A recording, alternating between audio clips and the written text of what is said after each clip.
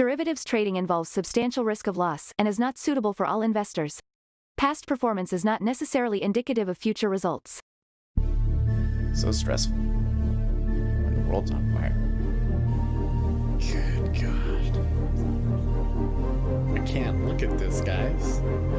Like, my strategy is you buy it and you hope that you got a good spot. Yeah, but we all think you're crazy. You don't fight this. No way.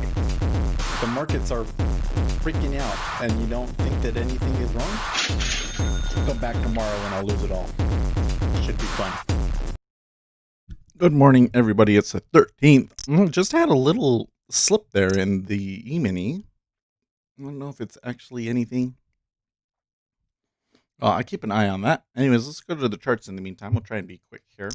We do got core inflation rate news here in 10 minutes or so. You can see the E-mini. So the E-mini is only modestly higher today.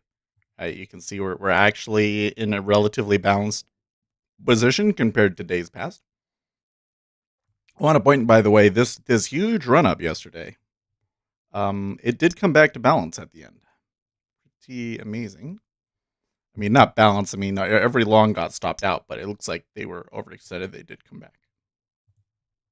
That baby is unhappy today. We might need to go check in. Volume profile. All right, so here's the move on the volume profile. You can see the majority of the volume, though, kind of a little bit below us at 24. Treasuries didn't move much at all because, the cash market wasn't open. I can see here on the open, though, a little bit of they're trying to push it back up for whatever reason. That 139 is kind of a magnet, though. So we'll see. I might want to fade that. Oil took a pretty good dump yesterday, but they're recovering it now. UAE's oil minister is saying something. We have passed the eye of the storm in oil demand and moving to recovery. Gold's still just not really. I mean, it didn't do much yesterday. Had a little bit of a dip overnight. Copper. Down a little bit overnight, but I mean, good. Copper still looks pretty good. We'll come over here and look at the dollar index. You can see a little bit of a move up overnight, just a tad. I mean, there's that bounce there. It kind of looks like it wants to come up. I don't know. I mean, if the dollar comes up, it could be bad for the equities, but things are actually looking okay for equities. Let's see here.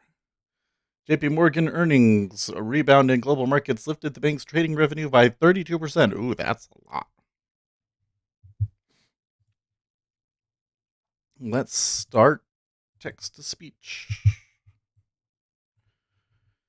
How are you guys doing today? Already one like. Thank you very much. If you guys enjoy this content, give us a like. It helps the channel out immensely. You guys have been doing great with that, by the way. We've been doing great.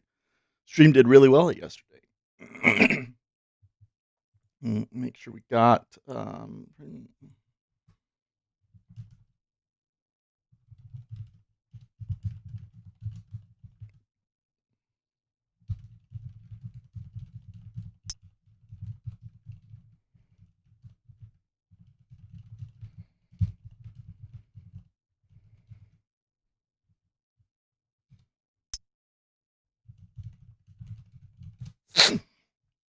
okay.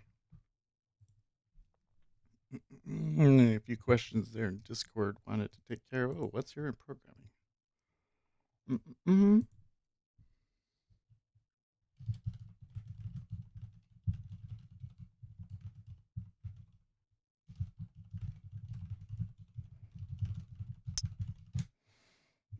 Okay. Man, it's already a little warm in here, too. Well, I've had the heat. The heater has been turning on a little bit. It's starting to get cold, guys. It's starting to get cold. There you go.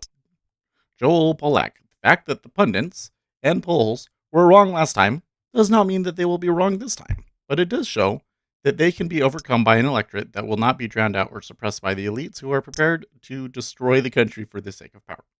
There you go. 100%. He's 100% right. Actually, Tony's pitching arm is far more accurate than his prognostications. No problem, no masks. World Health Organization no longer likes lockdowns. Just came out against. Trump was right. We saved 2 million USA lives. So he's obviously he's talking about that Fauci was mad that he put a quote in one of that Donald Trump put a quote in one of his ads. You know what else has happened since the debate? Biden's lead seems to have expanded by about 3 points, possibly putting him in landslide territory. I think so. Seems to me. Oh, so what do you think on the debate? I'm thinking. I think that the thing that hurt him the most was not actually the demeanor of the debate, because both of them were looking pretty bad, but the whole white supremacy thing. Um, because even though he did, uh, what is the word? Condemn white supremacy. He should have been more ready for that question. So I think it really hurts you on that one. That said, there's Joe Biden's made some pretty significant mistakes this past week. I think that you're going to see those numbers come back down in a week. Jamie Dimon just sent across bow to DC regarding stimulus. If there are good outcomes, we're over provisioned by 10 billion. If there's a double dip, we could be under provisioned by 20 billion. Ooh, ouch. That's from the JP Morgan earnings call. That's one we should. That's good information.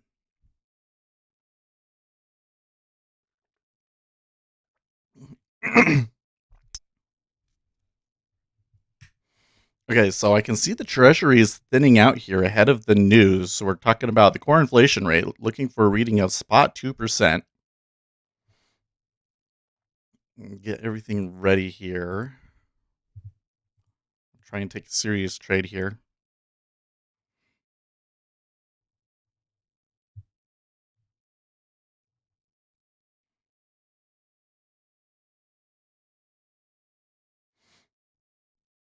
Previous reading was spot 4. We're looking for an estimated reading spot 2. I think it might come in higher than expected, but we'll see.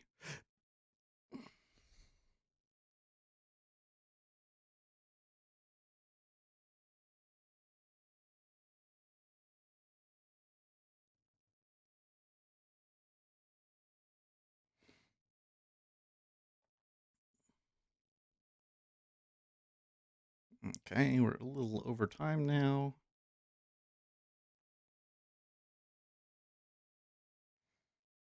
I really hate it when news releases are late.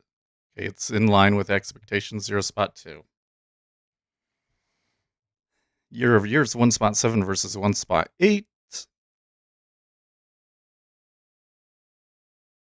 Hmm.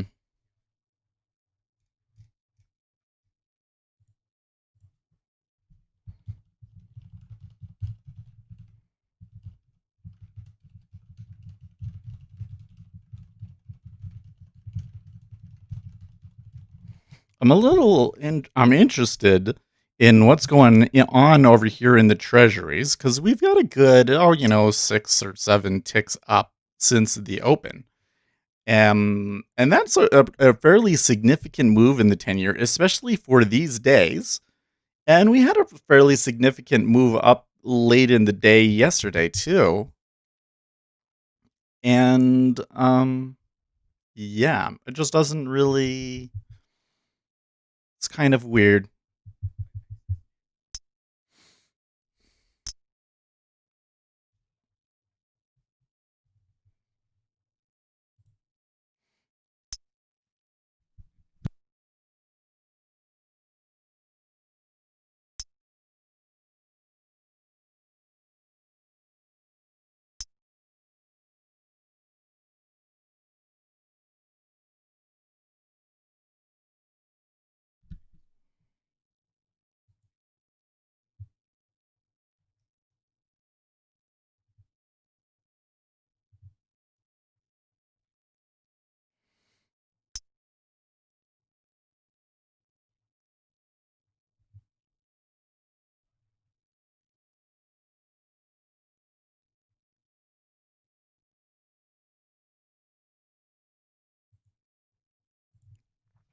Respond to Paul Krugman here.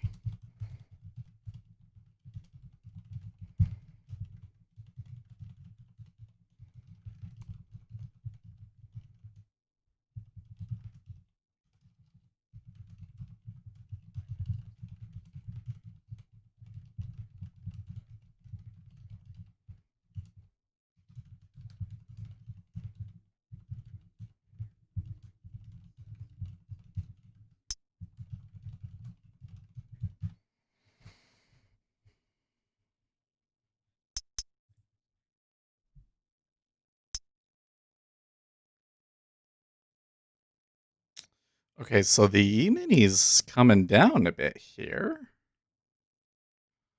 OPEC term market environment is expected to remain relatively weak due to large overhang in middle distillate stocks. CPI is still going, or rather, the treasuries are still going up on the CPI.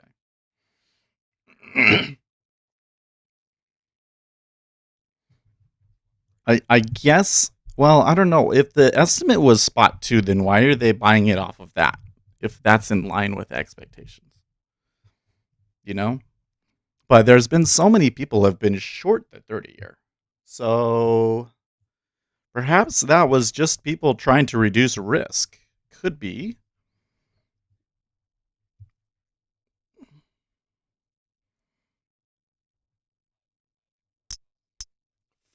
Could also just mean that because the cash market was closed yesterday, that people want to buy. It's kind of an unexplainable move.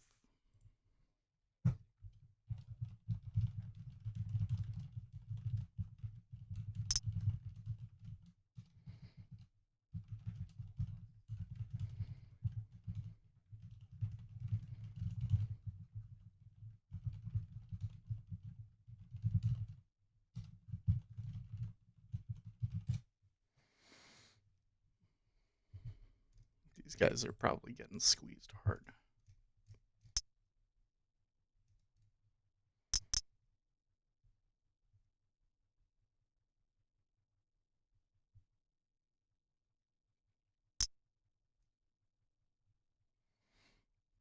And Paul Krugman wants to say that the market is favoring a Biden win, which I'm not entirely sure is true.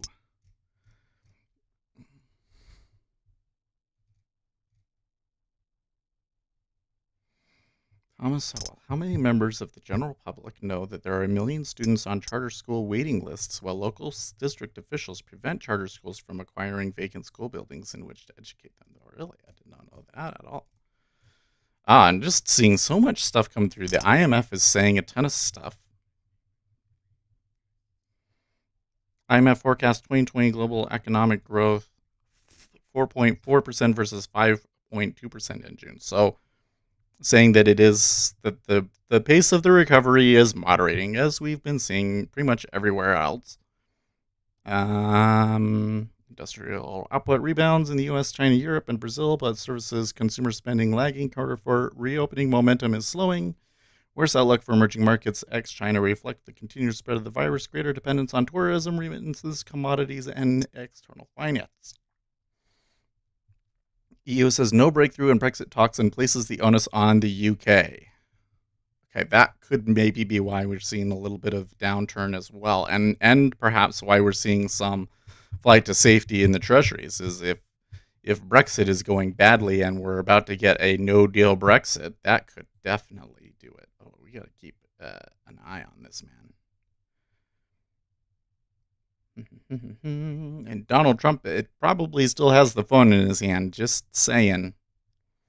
He's probably going to come in and try and pump the market further up before the open, I'm betting.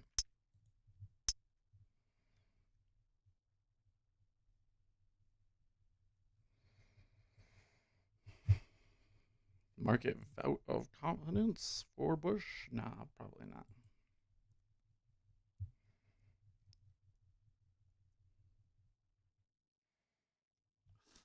You know, the thing is that the markets can definitely give trade off of a catalyst and be favoring a certain politician. But right now, what is pushing the market up is not entirely clear. Some people might say that it is because they think that they're going to get stimulus from a Joe Biden administration. That's one theory. Some people say that it's just SoftBank pumping the market. That's a theory. I'm thinking, well, there was definitely some pumping yesterday. There was definitely pumping. Oh, you know what? We need to bring my face back. There was definitely pumping yesterday, but there's earnings. I mean, it's the start of earnings too. And our earnings last time were good, and I think that probably this time around they're going to be pretty okay too. Bum, bum, bum, ba-dum, ba-dum, bum. The indexes for communication and alcohol beverages also declined in September. Yeah, that makes sense. IMF's chief economist Goldman Sachs, the worst outcomes in health response to pandemic would worsen outlook and cause financial market turmoil.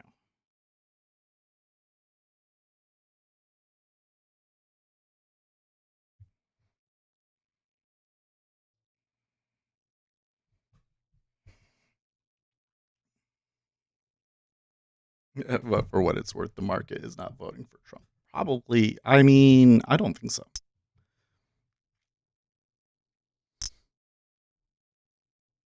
I guess it would be hard to get like investors overall, but those guys in New York, they usually vote Democrat.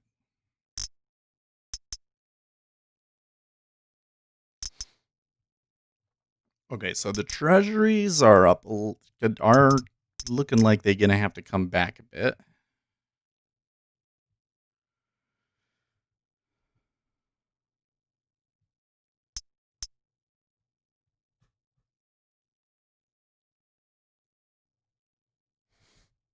Delta Air slumps 2%, 2.2% after delaying aircraft purchases. Ouch.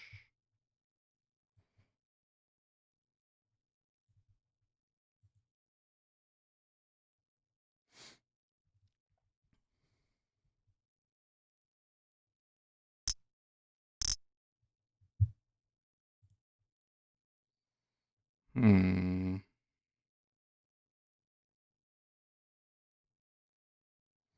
It's a bit of weird stuff going on in NQ. Doesn't quite match what's happening in the E-mini. How is that spread going? Does look like that earlier in the morning there was a strong rise in the Nasdaq, which really brought some strength in relative to the S&P 500. Despite all of the movement, though, my DOM is still like in the middle of this area, right? We formed a profile here in the 35, 25 to 30 area.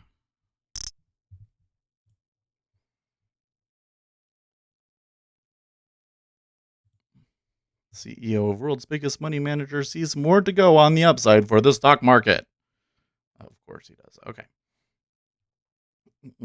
Johnson & Johnson beat Q3 earnings expectations and raises guidance. They're defensive, so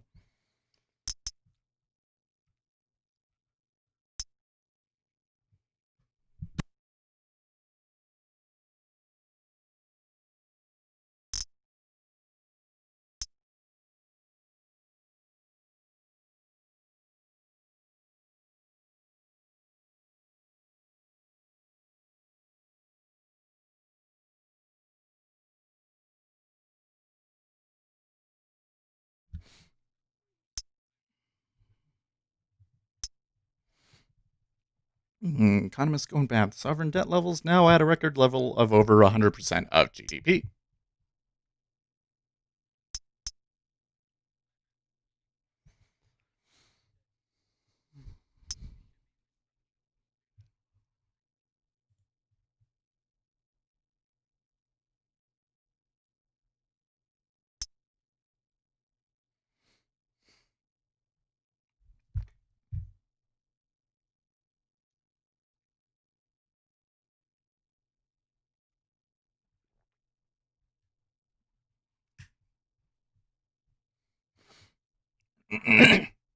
Summary of EU-UK Brexit sources today. UK wishes for the EU to up the pace of talks and engage more. EU wants to see what the UK can come up with in the way of compromises. Want a deal, but not if the price is deemed too high. The stalemate continues.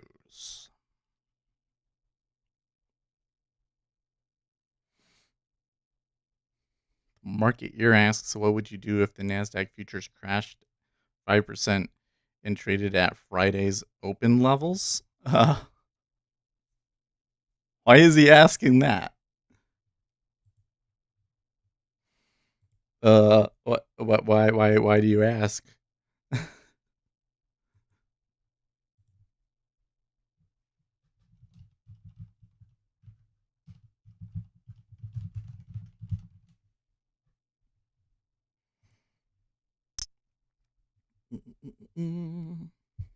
Futures Trader 71 going live early today.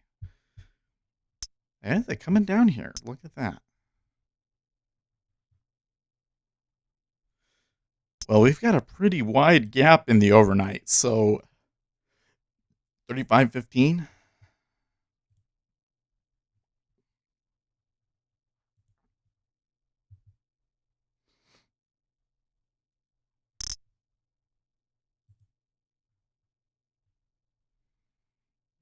That one's a tailing.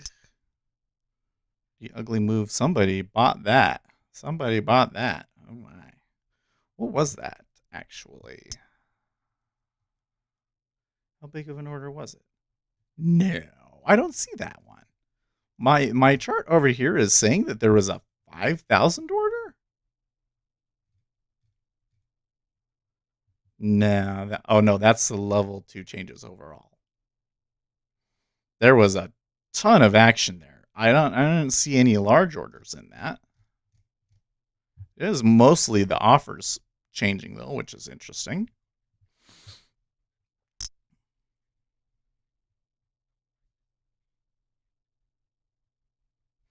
News Squawk tweets, some analysts have suggested that booming auto sales and the housing sector are a challenge to the economy is about to collapse thesis. Used car prices exploding. The used cars and trucks index accounted for more than 100% of the monthly increase in the index for all items less food and energy. Okay, then came back down. Well, we're in a spot where we could go short. I mean, it's well past the place that we could go short, to be honest. There must be that they don't like what Chief Economist Goenpath is saying. To prevent divergence between the rich and poor countries, the health crisis needs to be ended. You need to stop the shutdowns, is what they're saying. Extreme positioning, everyone's back in the pool. Let's read this. As discussed, in hopes of more stimulus, the market has rebounded following the September decline. Unfortunately, the market has gotten quite ahead of the fundamentals as more money continues to chase performance. In the Q3 2020 review of the Commitment of Traders reports, we can see how positioning has moved back towards extremes. Once again, everyone's back in the pool. The market remains in a bullish trend from the March lows, but has returned to more extreme overbought conditions on an immediate term basis. Despite valuations on a 2-year forward basis at more extreme levels, the economic growth, recessionary, and significant risks of a failure to pass more stimulus, investors continue to chase markets. Retail investors have ramped up speculative bets again, pushing the put-call ratio back towards previous highs. There is still room before getting back to previous levels, which suggests a run to all-time highs is possible. While this does not mean the market is about to crash, it does suggest everyone is once again in the long side of the risk trade. The piling back into stocks following the brief September decline has sent our technical composite gauge back towards extreme overbought levels as well. What we know is that markets move based on sentiment and positioning. Such considering that prices are affected by buyers and sellers' actions at any given time. Most importantly, when prices or positioning become too one-sided, a reversion always occurs. When all experts agree something else is bound to happen, yes. The COT data, which is exceptionally important, is the sole source of actual holdings of 3 key commodity trading groups. Well, this is good information that for those of you guys that don't watch the COT, this is kind of stuff that you should really know. But so if you don't, I'll read it. Commercial traders. This group consists of traders that use futures contracts for hedging purposes and whose positions exceed the reporting levels of the CFTC. These traders are usually involved with the production and or processing of the underlying commodity. Non-commercial traders. This group consists of traders that don't use futures contracts for hedging and whose positions exceed the CFTC reporting levels. They are typically large traders such as clearinghouses, futures commission merchants, foreign brokers, etc. Small traders. The position of these traders do not exceed the CFTC reporting levels and, as the name implies, are usually small traders. The data we're interested in is the second group of non-commercial traders. Non-commercial traders are the group that speculates where they believe the market is headed.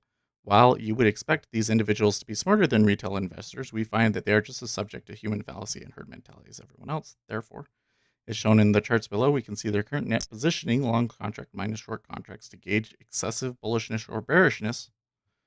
Since 2012, the favorite trade of bullish speculators has been to short the VIX. Shorting the volatility index has been extremely bullish and profitable trade due to the inherent leverage and often, of course, with all things related. It works great when it works, just not so much when it doesn't. Yeah, no kidding.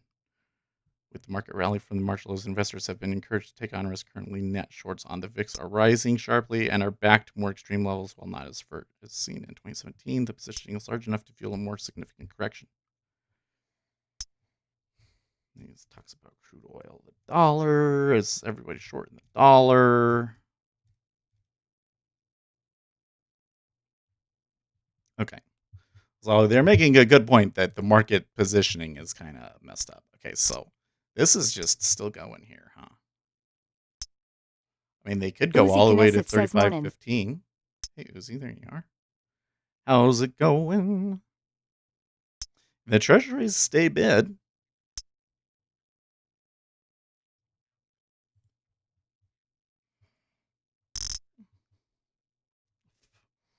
Oil is going down off of the OPEC report, too. I'm not seeing a rise in the dollar. Gold is taking a hit.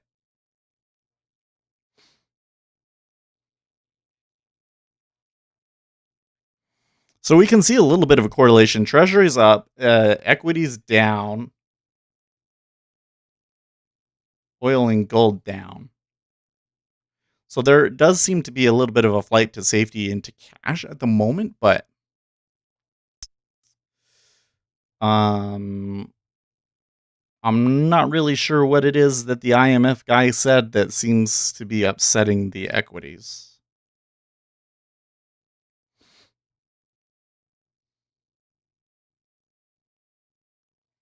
It could just be positioning.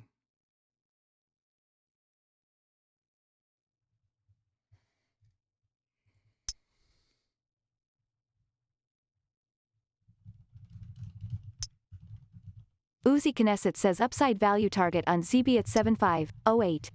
Kind of a big wall up here though on the offer. Yeah, they're gonna have a hard time getting much higher here, huh? Oh wait, maybe they come back a little bit and they can go higher. I mean, look, they're chomping up at that new high.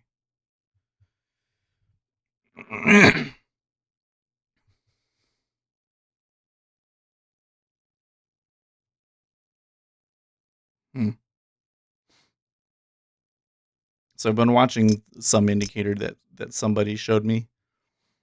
That is, it tries to how do I say? It tries to analyze the chart for patterns and find certain times where we're more likely to buy and sell. And sometimes it works really, really well, and sometimes it's useless. Right now, it was saying sell at 7, but we already down.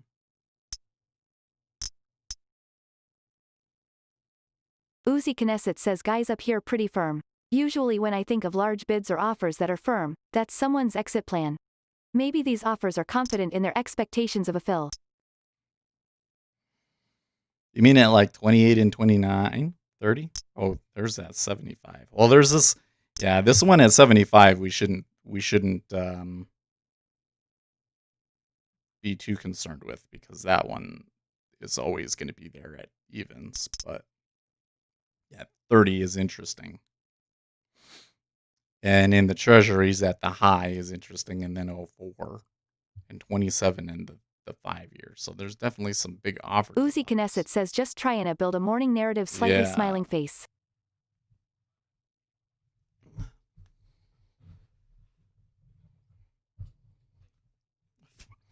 Now I want to point out in the 5 year, the interesting thing that happened in the 5 year, they bought it up. Almost all of that volume in cumulative delta sold through and price held.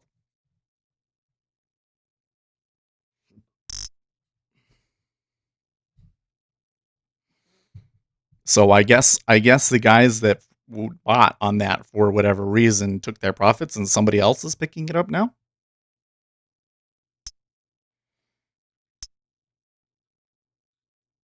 Or it could just be hedging. And they're definitely to a spot where for them to continue through here, there would need to be more money coming in. So I really have to wonder, like, what is the reason at that point, you know?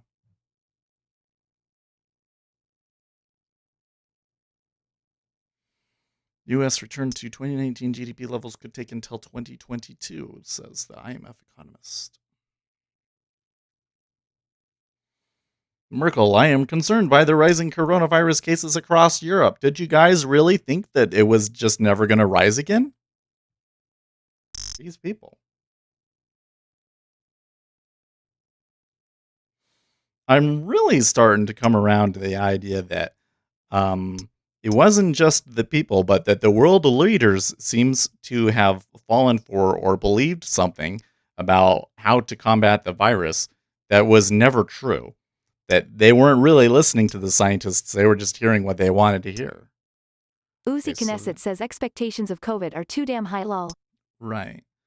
Well, they thought that the way you combat the virus is shut down, and the better you are at social distancing, the better we'll do against the virus. But I think that the reality is that you can only hold it back so much, and you're just creating a vulnerable population. In other words, the costs, the the benefits don't make up for the costs. Right? That's what both the IMF and the World Health Organization are saying right now. So yeah, you delayed the virus, but you're still going to get hit in the winter. Uzi Knesset says bruh, they saw an opportunity to seize more power and have people be okay with it because they're scared and they grabbed that bull by the balls. Yeah, but that was inevitable. You know what? Like, you look at China, Korea, Japan, all of these Asian countries where pandemics have been a thing for a while. It's been like that. Those people there, they're used to, some degree of a social distancing and wearing masks and things like that. It was inevitable that it was going to come to the West. Exxon upgraded at Goldman from sell to neutral. Price target 36. No deal Brexit would be a significant hit to the UK's economy. The IMF baseline assumes a trade deal between Britain and the EU can be reached. Ooh, okay, so if it isn't reached, which right now it's not looking so good, that would be a significant hit.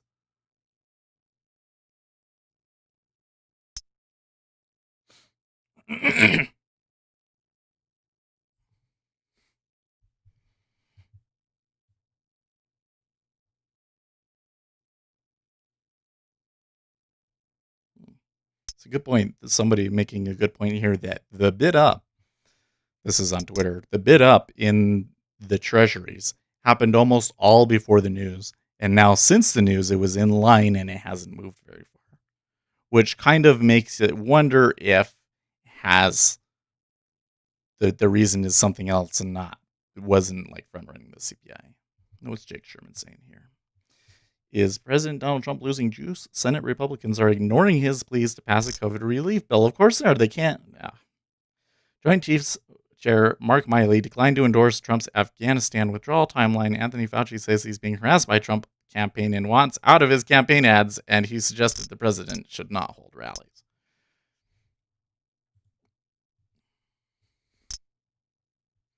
Well, I think that the relief bill thing is silly. I think the Republicans were trying to say that we can't pass a bill now, and the Donald Trump didn't listen, and now it's like, well, you can't say anything now because he's fully committed.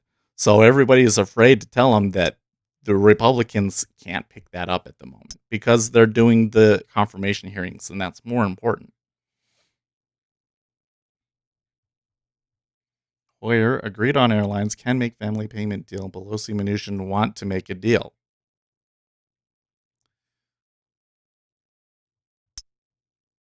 Okay, well, that could help. Look, somebody stuck a big bid there at and the E-mini at 35.2175.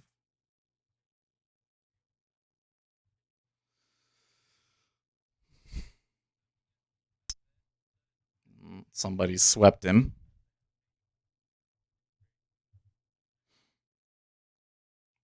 There was actually 500 sitting there waiting at 35.2175, and he's buying more.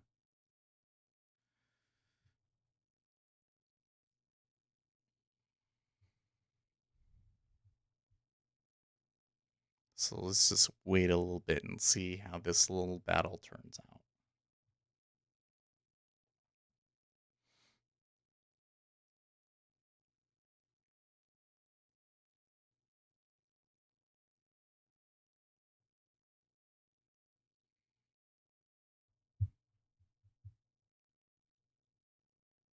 Welcome to the NASDAQ Sustainable Bond Network. I have to look at that. J&J Executive, we are on track to provide 1 billion doses of COVID-19 vaccine per year. Aren't they the ones that had to stop a trial last night? That's Johnson & Johnson. Yeah, it was. There was like a serious complication.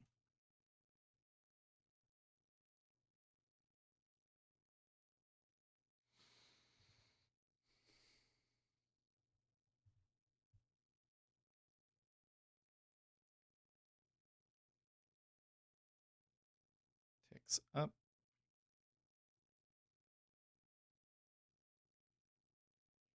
Quite a bit up. So now they're back to the where they were before they slipped lower. It was 21.75, right?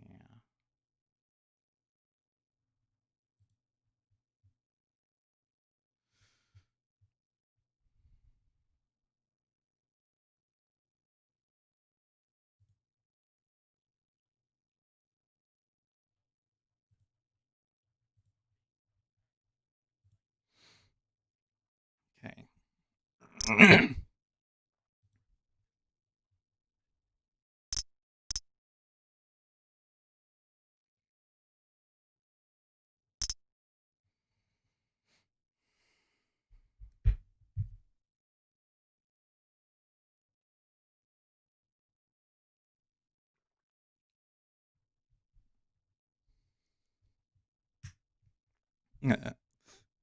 Anthony Crudelli giving common advice, but really good advice. And knowing when you shouldn't trade is just as important as knowing when you should trade.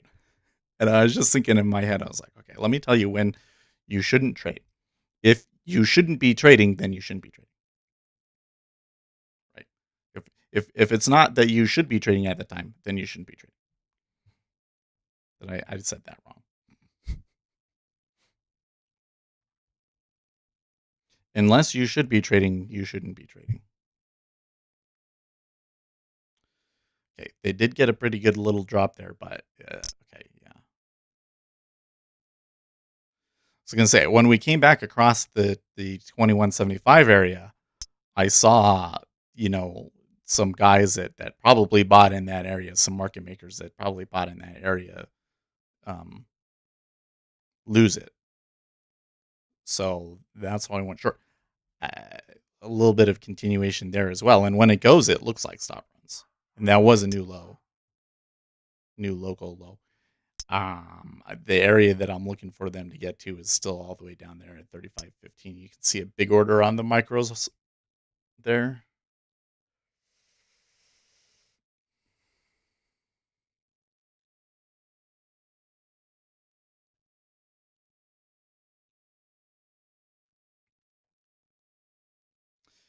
Now that I'm hearing stimulus headlines, I'm starting to wonder, is there like some, I think that Pelosi is saying that there's problem. Okay, Pelosi with another letter about problems with the administration's COVID relief proposal.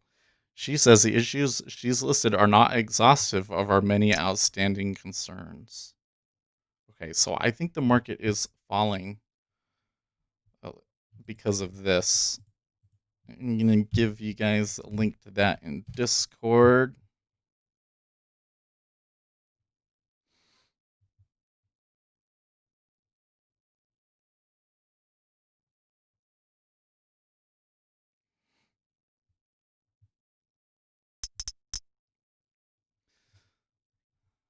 The president's attitude is shameful when the need for immediate and meaningful action could not be more urgent. Over 215 Americans have died, nearly 7.8 million have been infected, and millions more are still without jobs or income security and therefore struggling to make rent on the table. Tragically, the Trump proposal falls significantly short of what this pandemic and deep recession demand.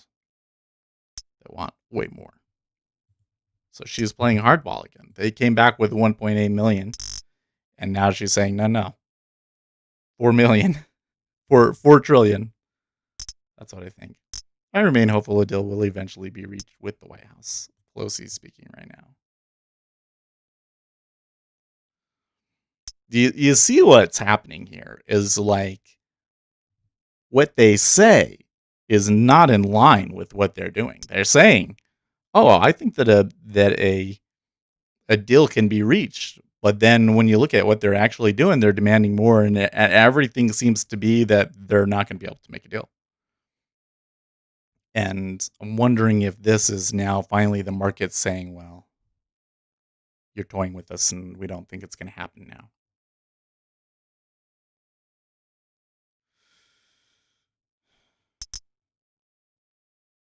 JP Morgan outlines uncertainty in loan losses. So one of the most positive things that you're going to see today is that JP Morgan reduced the amount of money that they have set aside for loan losses.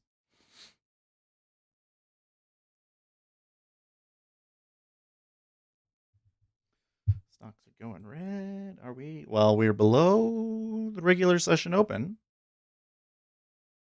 We are below the regular session open.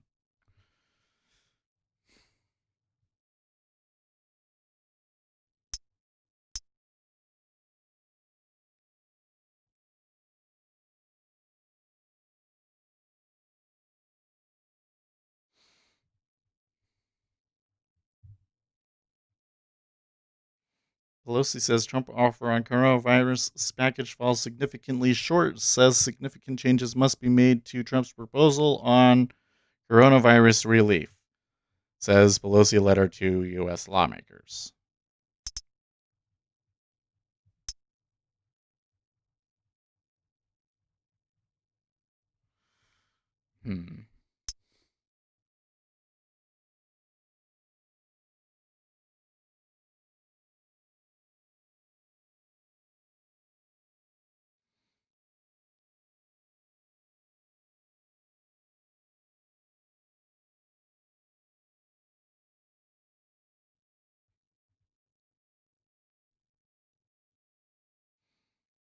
Treasury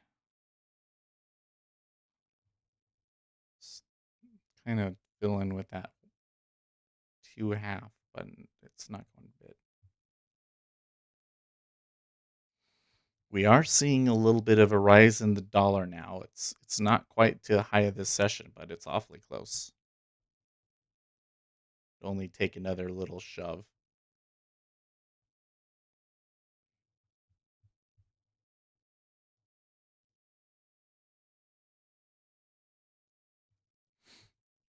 I hope we will be allowed to do it before the stock goes much higher, says Jamie Dimon on share buybacks. Oh, they're going to be up today. They're going to be up today, JP. They were up 2%. at one point, right?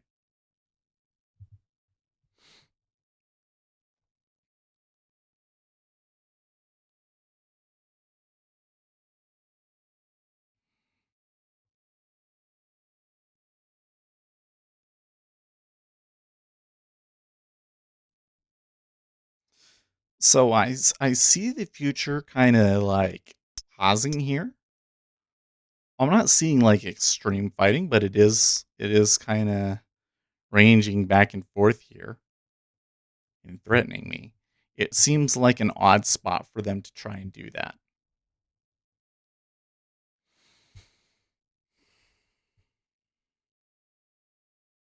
Wow. Cook political report moves Senate races in Texas, Georgia, and Alaska towards Democrats.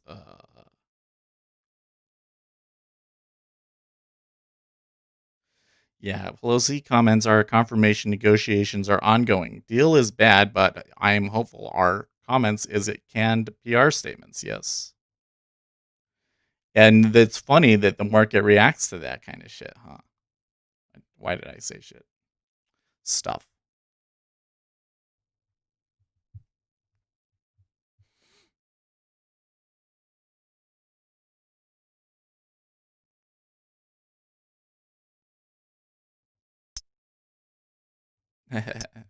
Okay, so this is interesting. Nate Silver's pointing out. So yesterday, Ace Donald Trades Trump at says his morning rally. bra.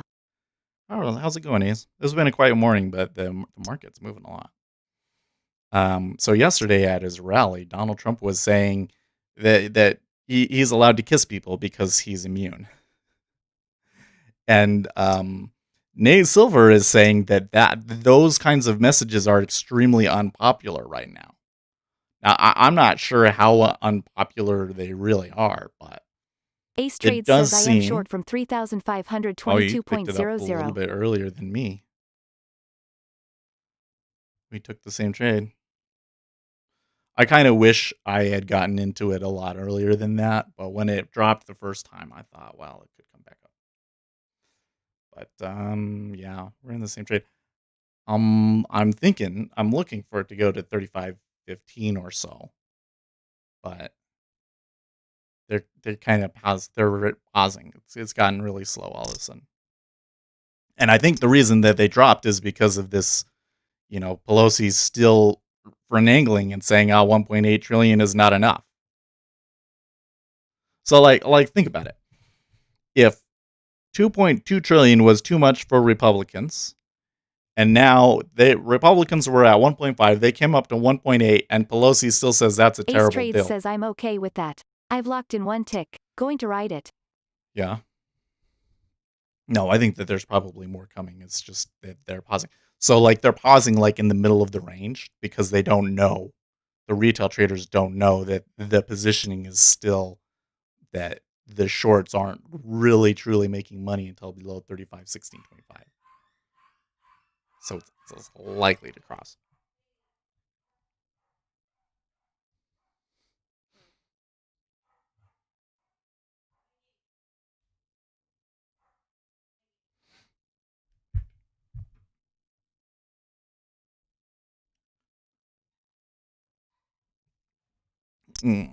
CNBC stocks making the biggest moves pre-market.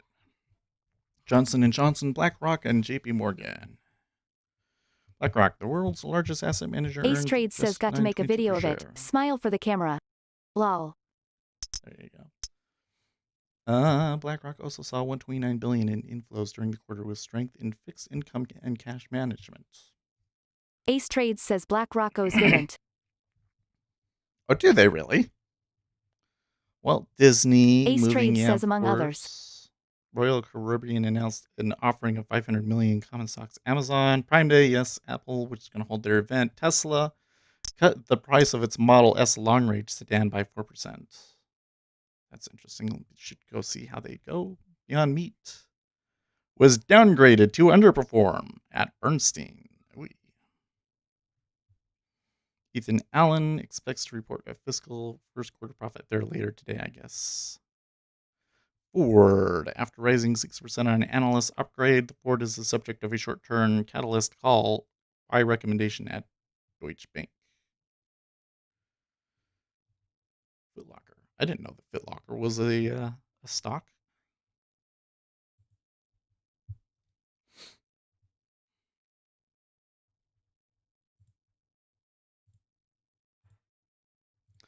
Close a couple of tabs here that we don't need.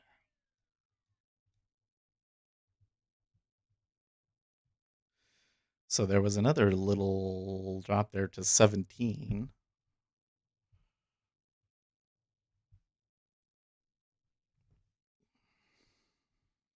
I'd say that it's moving pretty freely here.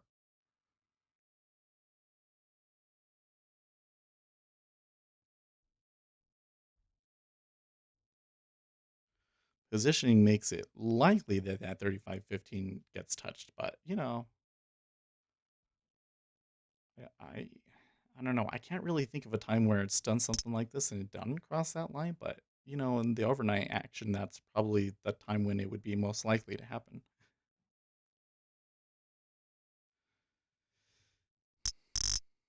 Okay, Treasury traded 4,000 into 03 and then 4,000 into 02 half and ticked down.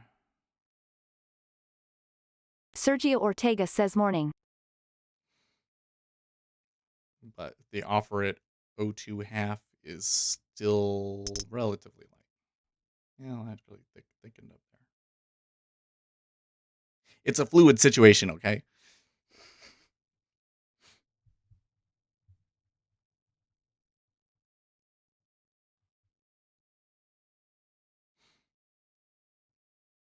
Ace Trades says at Sergio Ortega morning.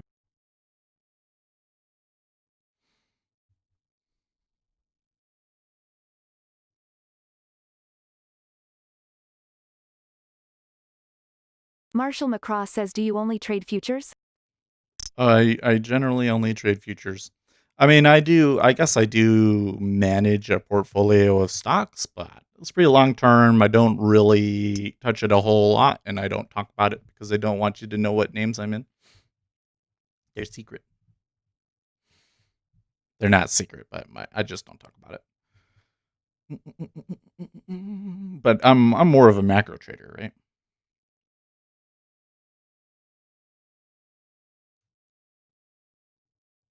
Okay, so some buy coming in there. Ace Trades says at Marshall McCraw it's the best way to make a quick buck in the market.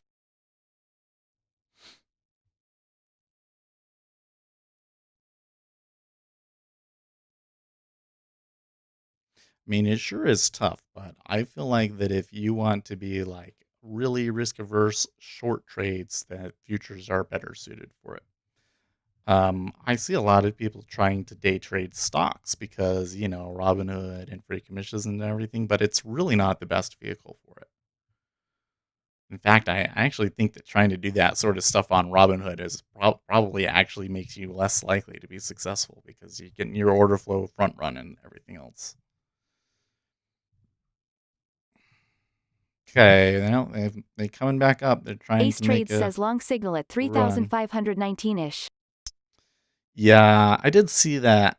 I had a longer term reason to be in this, so kind of used that drop there. Philly Beats You says that was a boring Trigger? open. Is it trigger? A boring open. Which open? I mean, stocks haven't opened yet.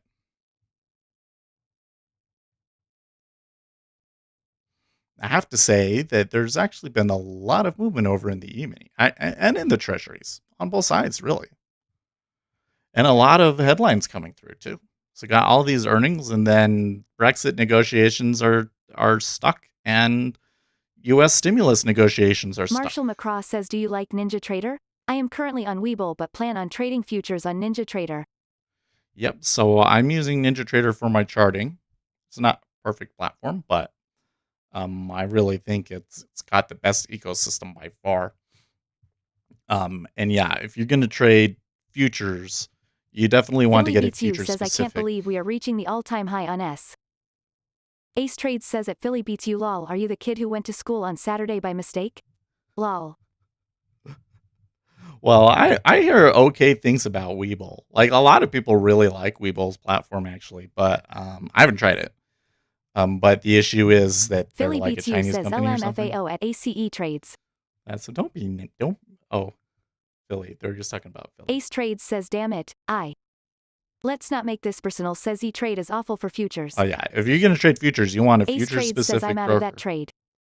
So, Ninja Trader, uh, Edge Clear, Amp Futures, Optimus Futures, uh, Trade of 8. There's so many. Let's start thinking about it. It's like, wow, there's a lot of brokers. There must be a lot of money in being a broker. Maybe I should be a broker.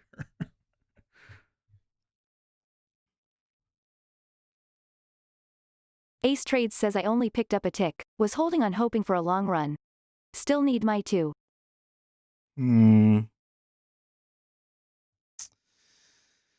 Yeah, I don't think they don't look like they're moving anywhere right now. Like before they were moving with some oomph, and that kind of looked like a stop run.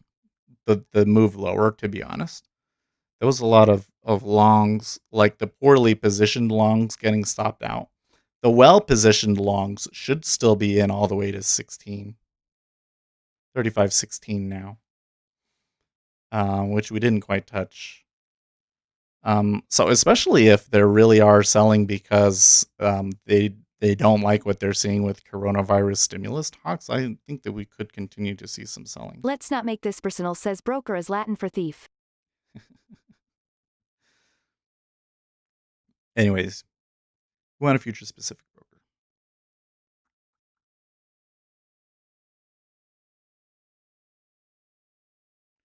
And then I would recommend what you do is you go and you get the platform that you want and you fund a minimum account and use the data that you get from that to just trade sim and do it. I mean, get your practice in, okay? Because trading futures is really hard, and the thing that I find most common is guys will come in, they'll be like, okay, I put my money in, I'm immediately going to start trading it, and they don't really have any practice, they don't really have any experience, and they immediately just lose it all. Philip Rollins says NT is very good if you want to automate entries, etc. Yeah. Vlad Stolyarov says futures is for people who understand trading. Yeah. Well, if futures, the futures market segment is very sophisticated, right? Over in equities, you got a lot of this herd chasing tips sort of thing, and you can actually maybe get away with that sometimes. You join a group and they give you some lucky calls, or you make a couple of lucky calls. Let's not make this personal says does any broker have direct market access? Generally speaking, it's like you're going to be buying anyways, and because the market tends to go up, so you can kind of get away with that stuff in equities. But in futures, no. Like in futures, you really have to understand why it's moving and what's going on, or you're just going to lose everything.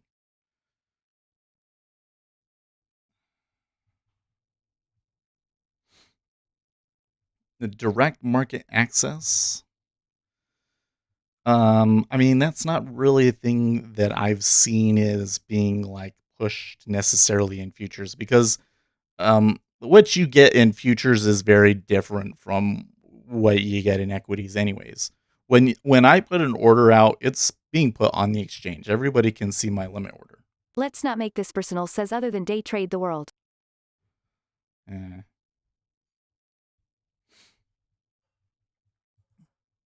Like, I think that DMA is more of a stock thing.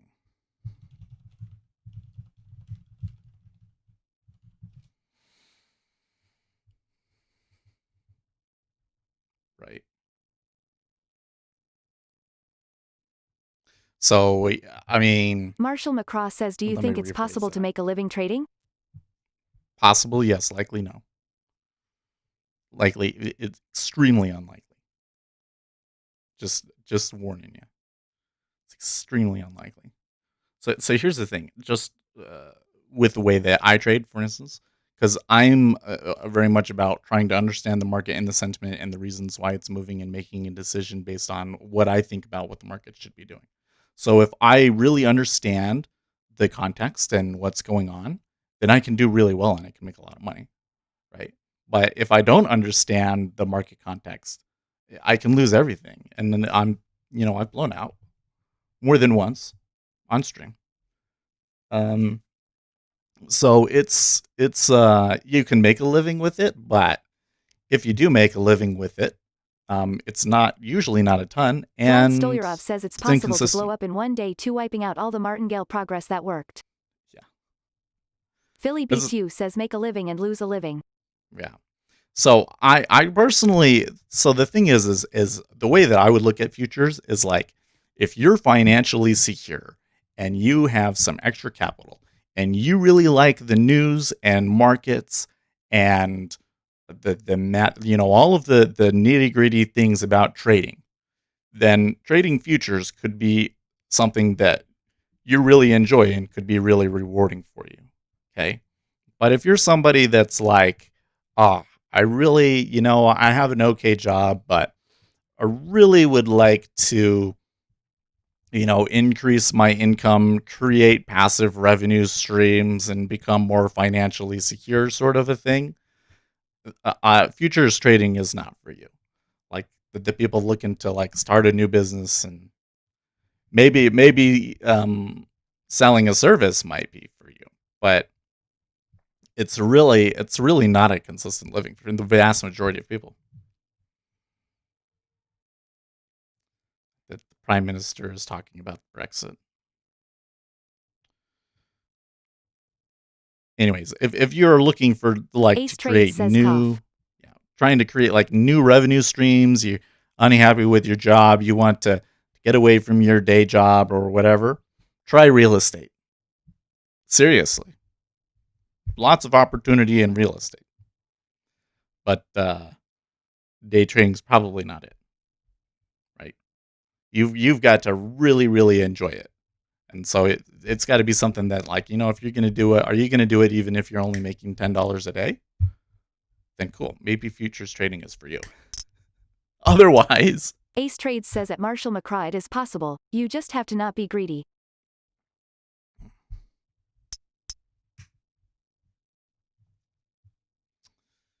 okay. So now it's fighting. Philip Rollins says trading for a living has been my long-term goal for many years and I do believe I can achieve it, but I've been in and out of the market since the year 2000. There you go. And you know what? A lot of the guys that I've met that have done really well with this sort of a thing, um, you know, they often got other things going, right? Like they're selling options and things like that. Trading is a tough world, and it's very competitive. So you're competing with the robots in the first place, and that makes it hard to be successful at all. And the market's always changing, so you might have something that really works, and then in a couple of months it might stop working. Uzi Knesset says technically, with enough capital, you could legit catch one good trend day a year, size into it, and make a reasonable annual salary in a single day if you nail it right. Yeah, I mean, the more money that you have, the more realistic it is, right? But that's kind of where I was getting at. It's like, Marshall McCraw says I have $1,000 to my name and I plan on putting it in futures. Good idea? That's like no. RJ Wheels says no. If that's Uzi like all you Knesset have, says no. if that's all you have, no way. No way. Let's not make this personal says no. Vlad Well, Stolyarov says no, anything under 10K no. Nah, you could put 500 to $1,500 in micro futures on ES and you'd probably be okay. Ace Trades says at Marshall McCraw, what will you use for food money? RJ Wheels says that's a way to have $100 to your name. Yeah, exactly. Let's not make this personal says lol. I just got to be completely straight with you. If you've never traded futures before and you're starting a new account and you're putting $1,000 in, the most likely thing is that 95% of the time you're going to lose all of it. Straight up. 95% of the time, you're going to lose all of it, especially if you're a new trader. It's very difficult. And if that's all you've got, like I said, if you're rich and like the people that do this channel, they have Ace. Well, Ace has been trading for a long time, but his wife has a business, and so if he totally blew his account, he would probably be okay, right? Uzi, this is actually a similar thing. We often see a lot of the times where guys have their wife has a really strong business and they've made enough money and they have like extra streams of income, and so they have the time to be able to just move over to trading, and so they make money from trading. They absolutely do, and they make a good living off of trading. But if they completely blew up or they went through a whole month of just nothing but losing, they would be okay. You get me? You get me? So if you're not in that position, if $1,000 is like all you've got, you don't have a secure job and all that things, futures trading is not for you. Is not for you at all. Day trading is not for you. You want to go and get a secure job. That's what I was saying. So if you're looking to you're entrepreneurial, you're kind of a trading mindset, but you're looking to make a living, go into real estate. Seriously. Psychological damages if you blow up and have no refunds. Yeah. And I mean, that's a lot of stress that your whole living Ace is Trades based on says if you 2 trade minutes. well. Philly Beats You says yay, but if he wins with those $1,000, he's gonna be a YouTube advertisement guru before I click on your live stream. Vlad Stolyarov says buy all PS5s and flip them. There you go. Uzi Knesset You're says, probably you going to make don't money wanna on open an account with PS5s. all the money you have to your name. There you go. Marshall McCross says I just turned 18, so wouldn't it be better to Okay, learn there now? you go. IL grinded futures last year and feel comfortable with it. RJ Wheels says trade YM with a $1,000 is a way to end up in a cot at YMCA. Yeah, so here's the next thing. If you're a kid, I don't want to call you a kid because 18 isn't really a kid. It really isn't. But futures. So you got to remember again, trading is a really tough life, and what can happen to you if you're young? Hold on a second. The squawk is talking. Let me. I need a clear head to say this. This is still talking Brexit. Market doesn't really seem to be reacting to the Brexit headlines too strongly, but this goes all the way through. It's gonna be fine.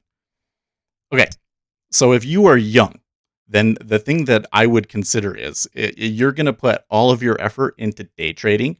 What if it doesn't work out? You've wasted the best years of your life on day trading. So now it really helps because your brain is still flexible. And so that can be a real advantage, and you can get good at trading futures. It's a big thing.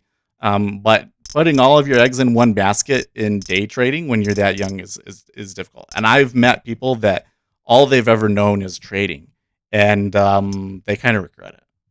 So that's where it's like, the best thing if you're young, honestly, if you're still in high school or 18, and you're looking for a career to get into, go to school and get a STEM job, okay? That's going to be the easiest thing for you. If you can do engineering, math, computer science, that sort of a thing, that's going to be the best for you, right? And you're going to graduate, and then you work for a few years, and you will have more money than you know what to do with if you don't get married. And then futures trading will be great for you, right? And you will have spent some time doing it and knowing about it, and you'll be really happy.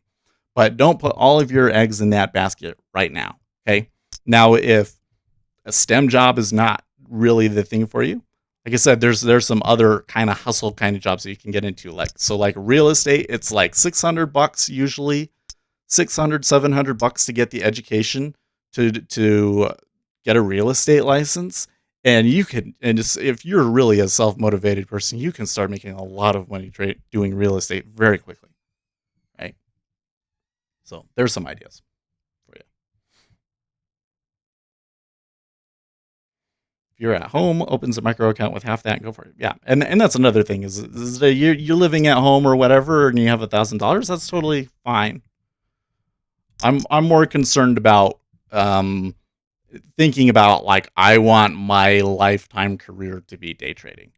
I think that the best thing to do is to think of it as, I mean, you want to trade like you're a professional and that it's your whole living, but you want to actually do your finances as though it is a hobby, right? And then if you're successful with it, and if you're not, you're not.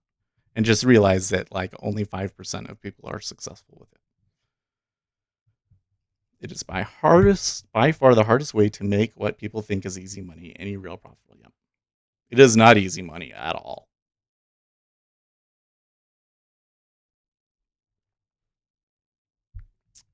Well, I'm surprised I'm still in this.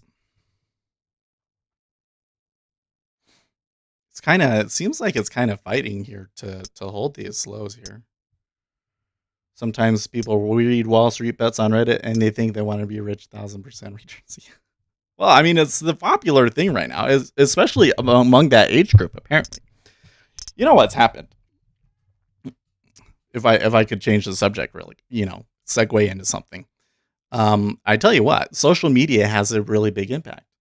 And up until now, if you were like advertising stuff online, a lot of it had to do with online things, right? Like there's no mistake that some of the most popular, most profitable YouTube channels are computer hardware channels, right? That's kind of always been a market. Cameras, that's kind of a market because those advertisers, they're willing to spend a lot of money. But up until now, they hadn't really been pushing day trading. And what I found since I've been starting this channel, and I can see what the advertisements make and things like that, is eventually people realized that millennials were underinvested and that there is a lot of money in advertising for financial stuff. And so they finally picked up on it. So what has happened is now all of these millennials are finally getting advertisements about their finances. And so everybody between the ages of like 18 and 35 now are getting bombarded with all of this stuff all at once. It's totally a thing. And so a lot of it has gone into the Wall Street Bets thing. And that's where, again, you just got to remember that like there's 100 people posting there, and one guy will post this great win there where they made $1 million, and the rest of them all lost their money.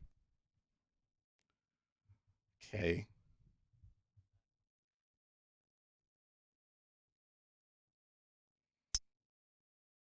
So an attempt to claw back, slipping a little bit, not seeing either side capitulating yet. If you want your lifetime career to be trading, you should try very hard to get a job working for someone else in trading. Yeah, well, that's another really good point, Jeff. If I could go back, I would have gone to business school and then tried to get hired at one of the big banks as a trader right out of school. And of course, it's better if you went to a really prestigious school. Look at where you want to work and which schools they recruit out of.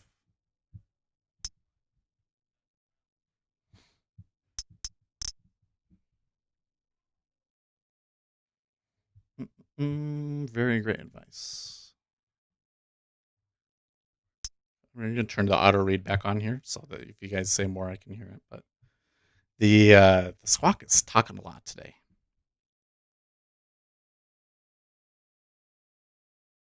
So they're talking about central banks talking about digital currency. Nah, who cares?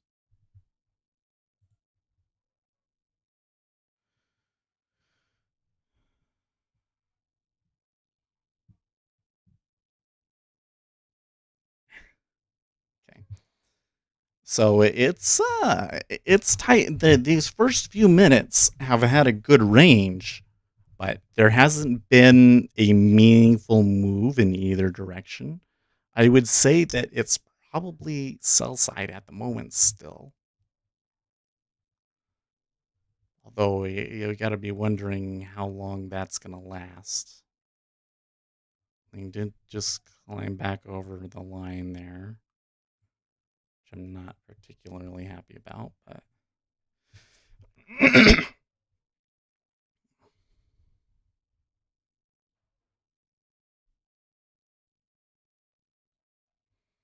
I still see some overnight positions down into the 16 area that I think they're going to want to get through. 305,790 says also the new trading social media traders are very toxic. They create videos with the sports cars and they are selling a fantasy. They are making more money from their YouTube channel than trading.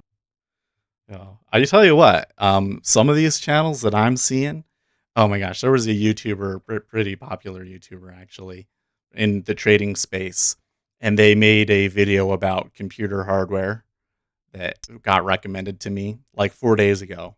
And I watched it and I was like, oh my gosh, my video was so much better. And it made me mad because I was like, I hope that my position in the search results doesn't start going down or anything. But anyways, I was just like, this is so.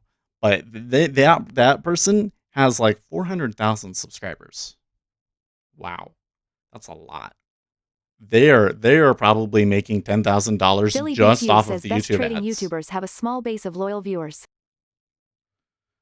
These 100K trading accounts, they could seriously be making $10,000 a month just on ads. No joke. Marshall McCraw says, how long have you been on YouTube? Oh, I think it's been 4 years now. The thing that's so funny about it is that this really I did not come out and say, oh, I want to be a trading guru on YouTube. It really didn't start that way. I was just trading. I worked for a bank. I always wanted to trade. When I got out, I was like, let's start learning how to do futures. And I had the money, so we did it. And there was a contest at Futures.io where they said if you do a video blog for a month, and then you could potentially win a NinjaTrader 8 license. So I did it, and it turns out I was the only person who did the contest. And that's how the channel started. And I got like a lot of subscribers off of that. And I would just upload my trading session after I traded it. But then there was the whole Bitcoin thing. And when the Bitcoin futures went live, I said, well, hey, I have enough subscribers that I can stream it. So I'll stream it for you guys, and then you can see what the futures are like. And I got so many viewers that day. It was like 6,000 people were watching at one point. And then it was like, well, okay, well, we should stream in the morning. And then I started learning everything about making YouTube videos. So I started making videos that show up in search results and things. And it's just kind of been like an incremental thing, you know. But I didn't intend it to be like this, you know. Okay, so they came down. They're going a little bit further now than I thought. So let's manage this. I think I want to take it off somewhere in this area, though. Should have had that sitting there, huh?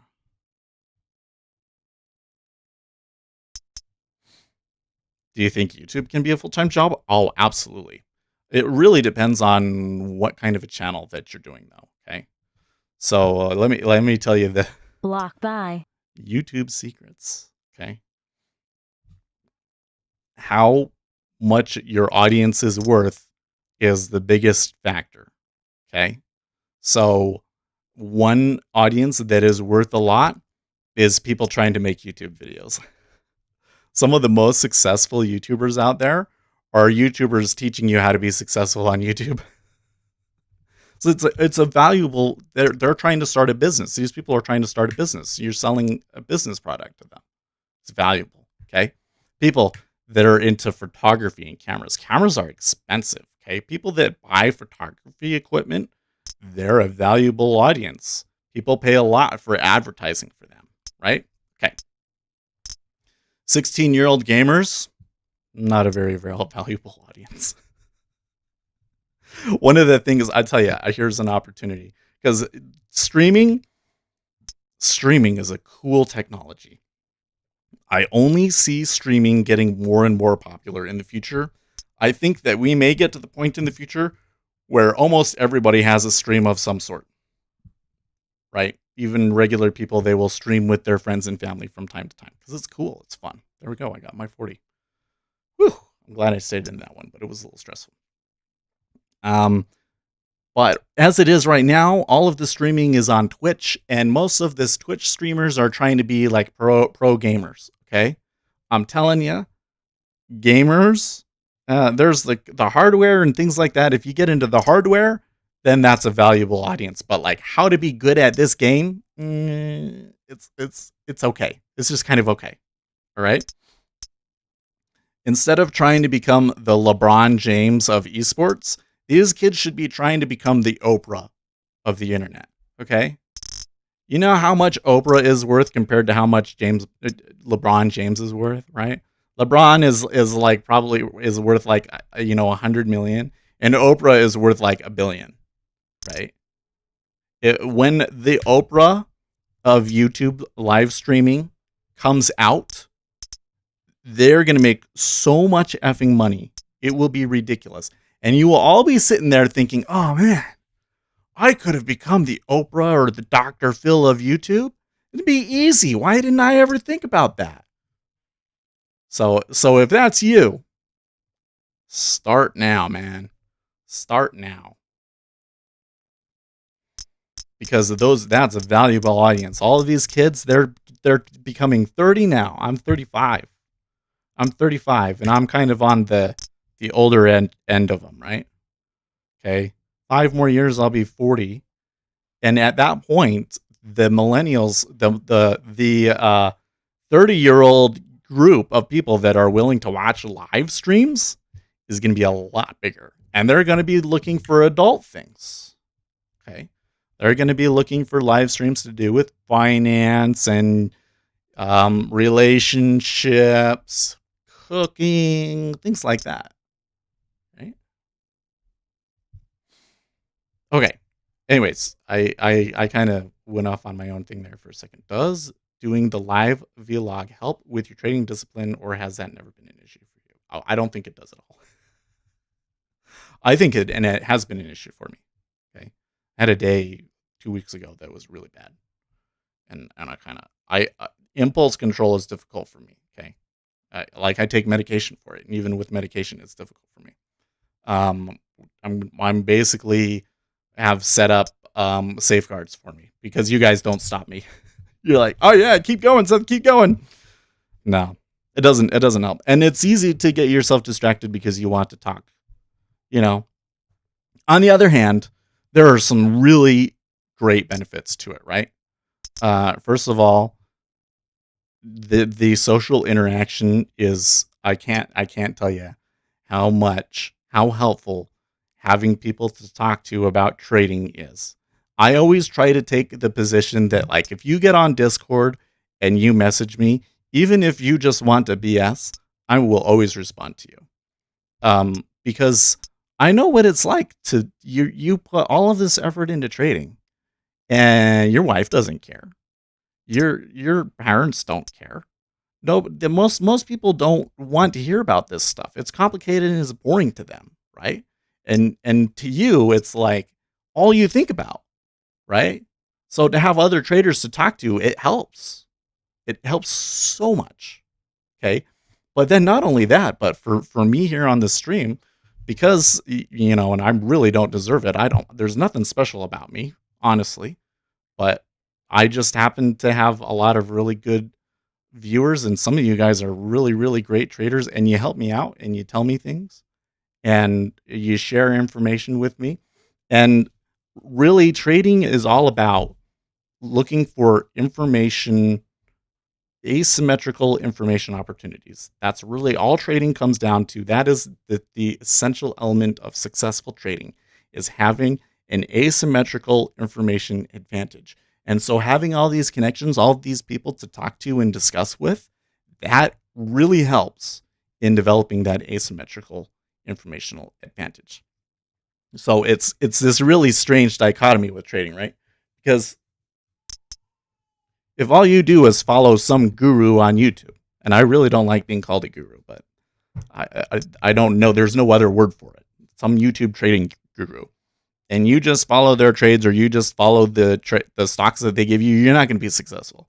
There's any trading strategy, whatever, that becomes sufficiently popular enough, the edge will just be squeezed out of it because it no longer is an asymmetrical informational opportunity because enough people know about it, right? Okay, but it's also you can't do it alone. because like you're competing against banks and stuff, and they have hundreds of thousands of people behind them trying to develop an asymmetrical information advantage for them. So you want to talk to people, you want to be in a group, but you don't necessarily want to be in like the most popular one. You get what I mean? So it's kind of interesting. But that's one of the reasons why I think having a community based around futures is so useful. Because if I had been doing stocks this whole time, I bet you that we'd be really popular. Maybe I could be one of those 100K thousand YouTube channels. But because we focus specifically on futures, there's only a small group of people that are really truly interested in futures. They happen to be some of the most advanced and informed traders out there, which is great. Anyways, damn, this got deep. Yeah, right. That's all it. Uzi says, you're not a guru. You're too realistic about the prospects of trading for a guru. Gurus lie to you and tell you it's easy. I tell you, I mean, I don't know if you guys pick it up all the time, but a lot of my videos are basically subtle hints to people that, hey, what you're trying to do doesn't work. So glad I clicked on this stream. Oh, thank you so much, Marshall. You think that it seems to me like they made a pretty good push down, and they did wash out the longs from the overnight session. But even after doing that, it's still really slow. And based on the piece of news that I was trading off of, I really expected there to be a little bit more, hard of a sell. I'm kind of thinking that they might turn up now. But let's just see. That's not really sufficient enough of a trading thesis in my mind to try and take it long here.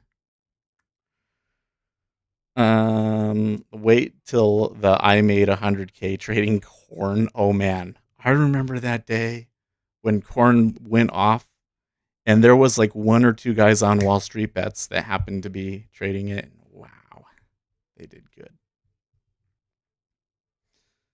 I'll tell you, I have a video about this. So can I tell you something? The most valuable video on my channel. It's not the most popular video on the channel, but I have a video. What is it called? It's like the most. Wait, what did I call it? Maybe I need to like rename it.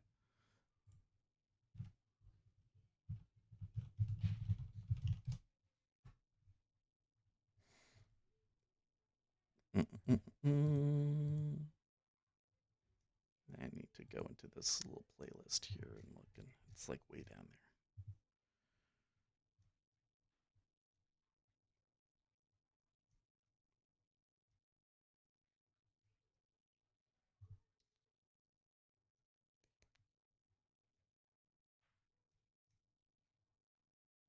there. Oh man, what did I call it?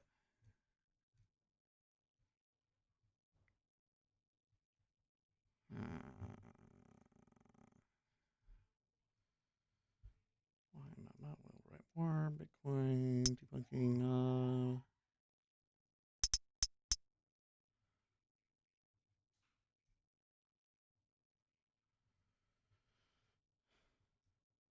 Oh my gosh, you can't even find it.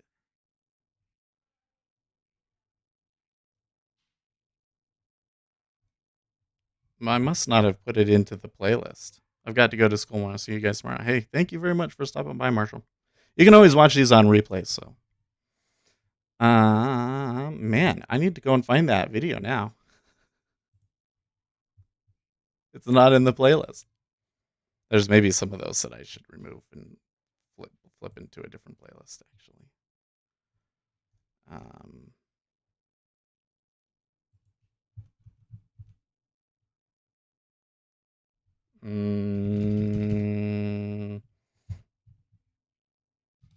Key. My biggest key to success in futures trading. That's what it's called.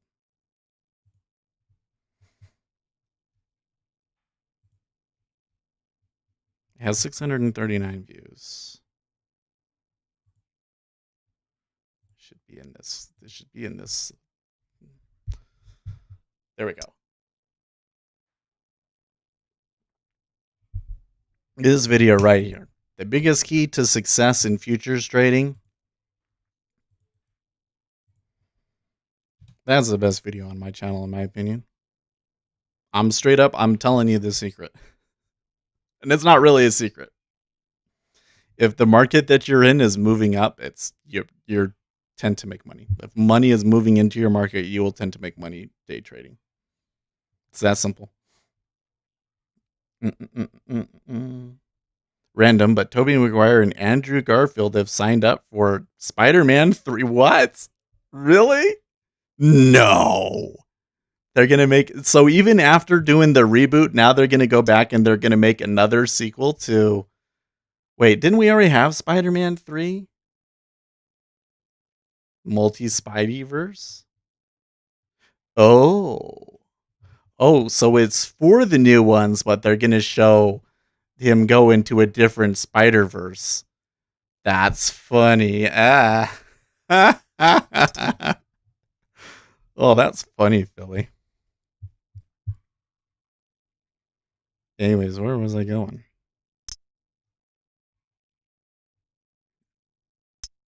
Oh yeah, I guess I was trying to say there's kind of a little hidden message in a lot of like those back testing videos.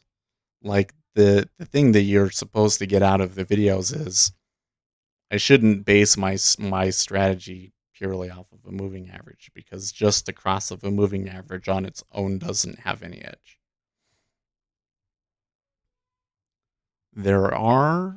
does make a good trigger though, and you can incorporate it into a bigger system like Ace has. Ace's strategy relies on moving averages, and it's okay.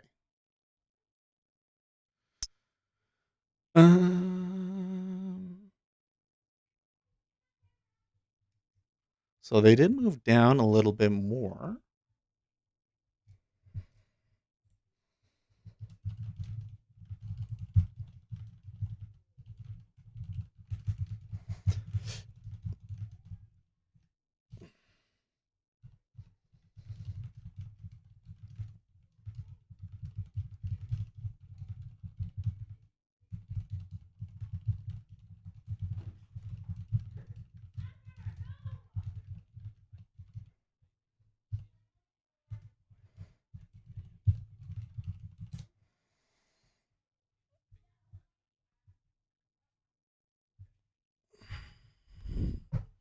$35.10 is the test again.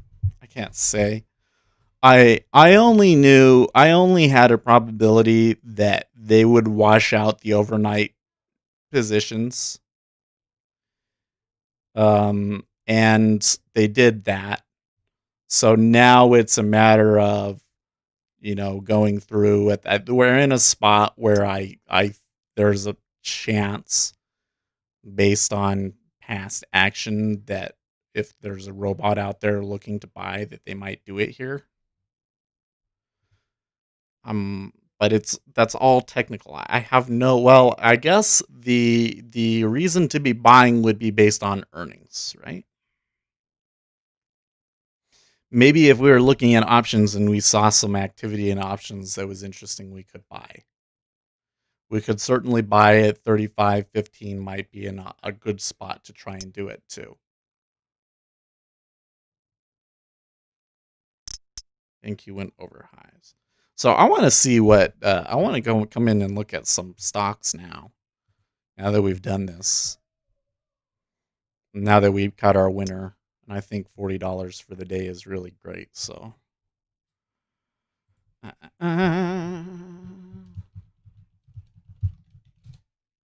Since I just don't... I mean, I'll be listening for the squawk, and if the squawk says something that perks my interest, then we'll take another trade. But okay, so Tesla is down from yesterday, actually below yesterday's low. What was the news on Tesla again?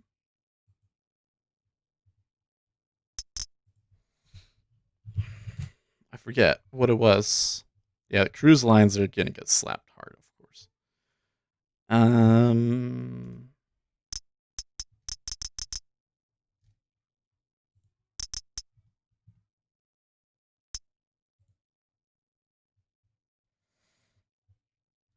News.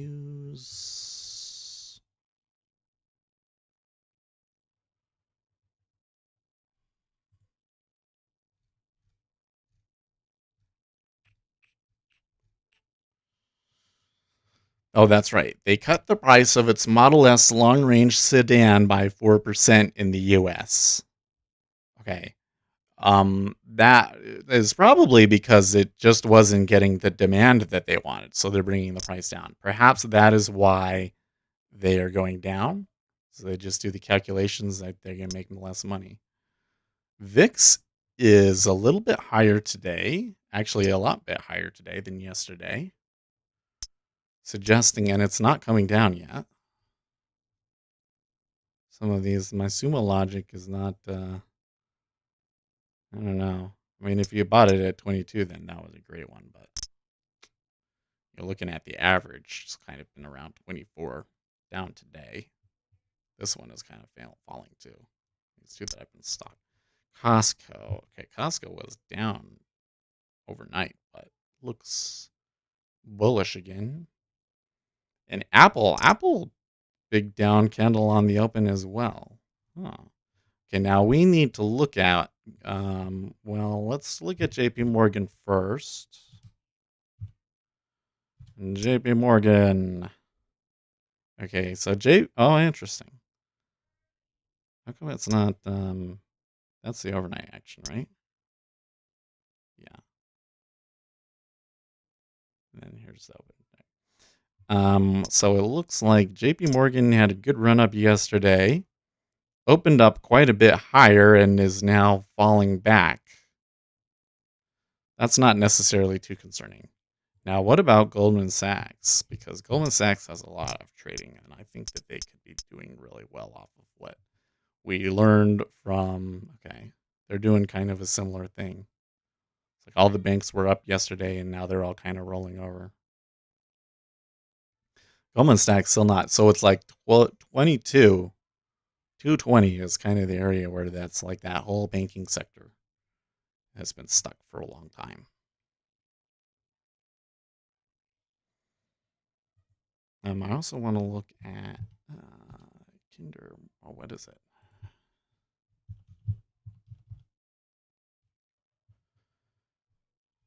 KMI.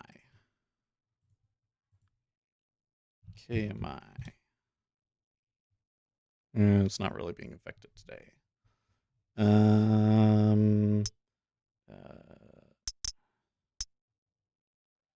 What's the name of our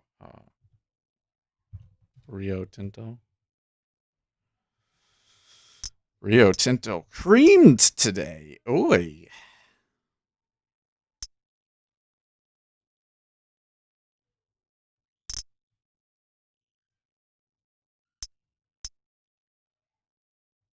Well, but at least I nailed the narrative in ZB. It did continue through, didn't it? I was just thinking, where could we have bought at 03? You know, I wasn't paying attention to it at all. That would have been a tough one because there was an iceberg there, and there was a volume against it the whole way up. And look at this. Wow, look at this. 13K at 05 half. Wow. But why do you think that that is? I tell you, when we came into the treasury, when we came in today, I saw the potential short in the ES. But when I was looking at the treasuries, I didn't understand why they were moving up, so I just stopped looking at it. Even though I did kind of think, well, maybe they'll continue. I was pondering sorting ahead of that area, but at the same time, that consolidation zone was good, but there really was nothing on the bid supporting it. Sellers just stopped selling there. It's a tough call for long, but it worked very beautifully. Yeah. Well, and remember also they were saying, well, they're at the stop out zone, so they're going to have to break for a little bit. It was a good. I'm really happy with this indicator. It is invaluable. Like, honestly, I've always seen situations where, like, people will give you a line. And so you're making some prediction about this line that's significant. And then at the end of the day, nothing about that line seems important at all. And that is never the case with this one. I can explain what happened in people's positionings with this indicator. It matters every day. This is my cost. I'll show you the cost inventory basis. So let me give you an example. Yesterday. Okay, so yesterday, overnight action was extremely bullish. If we're above this line, that means new money is coming into the market. Okay, was a little bit of a chop in the morning, and then they took off. And when they took off, they were well above the stop out line. This is where all of the shorts have been stopped out. So they were pumping new money into it through the options and futures and so forth. But I think primarily it was being driven by options activity. This is unusual because it was a holiday yesterday, right? Bank holiday yesterday. But then look at what happened at the close. They come back to that line. So they were able to stop out all of the shorts, but that's it. And then they close their positions, which kind of means that was a day trade, right? So it shouldn't be surprising that today they have a hard time holding it. So then we come into the overnight action to today, and okay, there was a test right there of it. This blue line, that's the buyer's average position. So the buyers added more and it came back up. And then over here, it pushed down again. And then there was at that point when I got in where we could say, okay, they're going to have to come back to the seller's average position. And they did. They took until the regular session, but they got it. Now, okay, so now you can see they stopped everybody out that they could, like on the initial move down. Now it's building a position. It's on the longs. If we go long, the expectation should be we would go and wash out the overnight session first, so 35, 26, 75, and then probably up into this area. Although at the moment, because of the way that the profile looks, our upper line is going to be a little messy. Right? So yeah, does that make sense?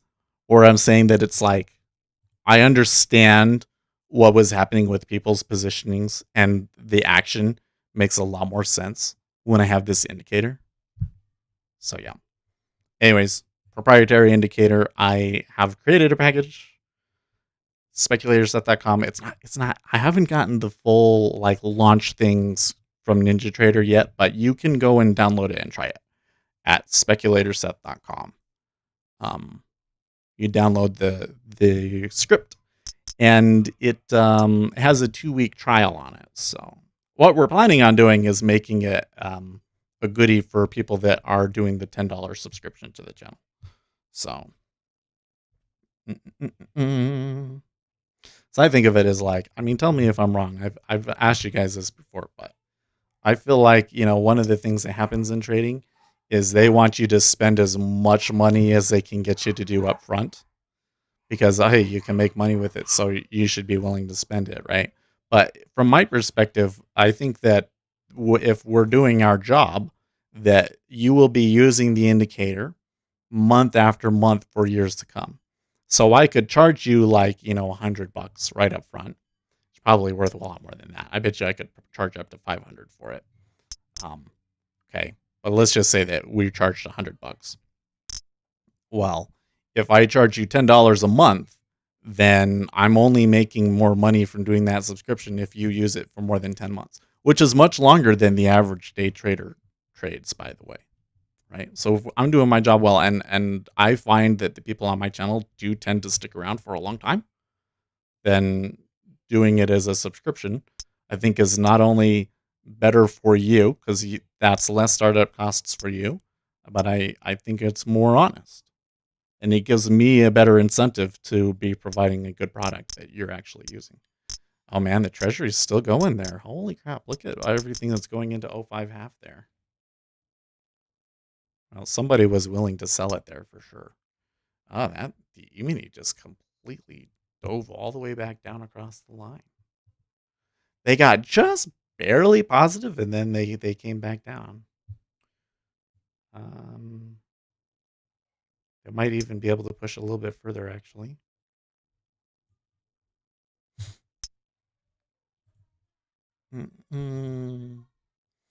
Governor Bailey, I do not see the recovery as a V going ahead. Oh, okay.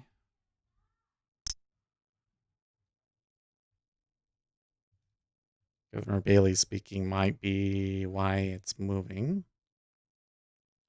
Man, I tell you what, my news squawk was so active earlier, and I was like, I don't want to hear about cryptocurrencies. But okay, Rex asks, do you use cumulative delta? Yes, I do. So if we go back to that chart, that chart underneath of everything is the cumulative delta. And these lines are kind of in a way based on cumulative delta.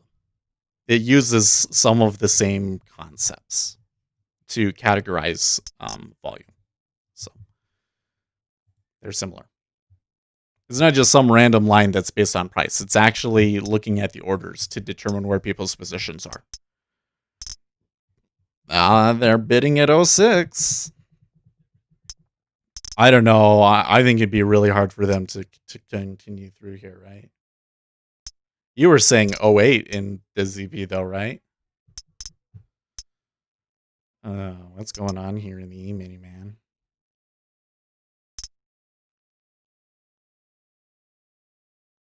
So most of that clicking that you're hearing is the 10-year. So these guys stacking and pulling 1,000 at 05.5. See that? It's like he wants to be filled on the bit. I think he wants to buy it. Yeah, okay. The question is, does he want to buy it because he's trying to get out? Like he's a market maker and he's trying to balance things back out? Or do they want to do the level break thing?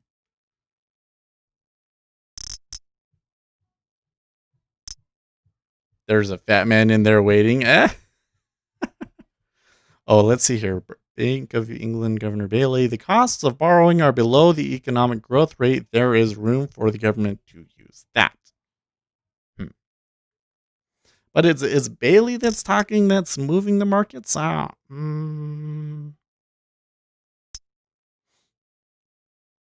He has mattered more and more lately, but they're stopping everybody out who with hope to keep buying in. Yeah. I haven't really seen the kind of excess that I would really need to see on the low side to really be thinking about buying here. Even though I think that a buy could come still. Although I have to say, tactically speaking, now this is probably not the time anymore.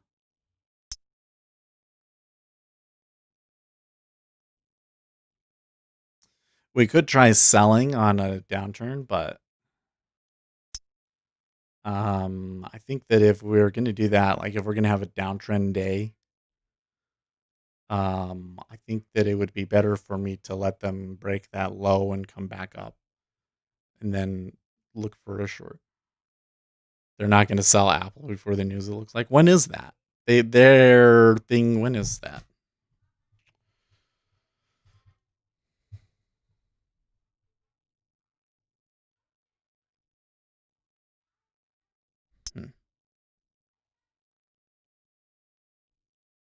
CNN's Lemon asking Biden and Harris about a hypothetical court packing is not a legitimate question, but it is a legitimate question.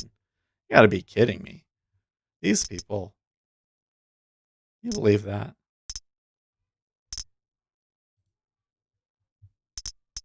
Okay, there's the lower low. The stops. Oh, that was a pretty good stop run, actually. There's a good amount of volume chasing that. Okay, but see, they're pushing up above where the stops were. Right, the stops were like all below 10.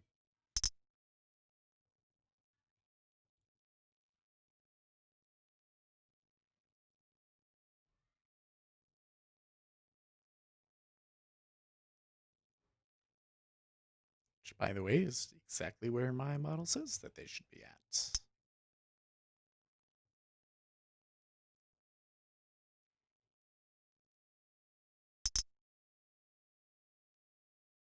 Find that reversing it right away is usually not the right move, but we want to wait and see something in the book. Maybe we could reverse it. And a couple of people are going to try and pile on here too, right?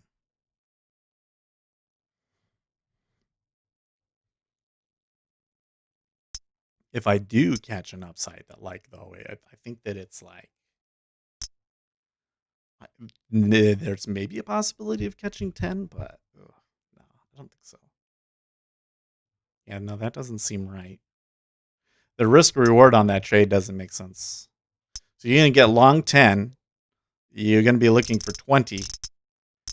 And you don't have, to 05 down here on this side. Like, how likely is that to touch? It's too likely. That trade doesn't make sense. You say 3501, Billy? Yeah. I mean, I don't look at any levels other than my model, and that's all it's given me, so I can't say. Well, I take that back. We look at volume profile. Where did I say on the volume profile? Oh, well, we're well below where we are on the volume profile. Let's see here. There's a low node at 3505 and then a high node at 3503. And there's all this stuff in through here in the 3500 area. 3500 would be a good spot for them to go towards. I have to say, the way that they're turning down here, the way that chart looks kind of scary, don't you think?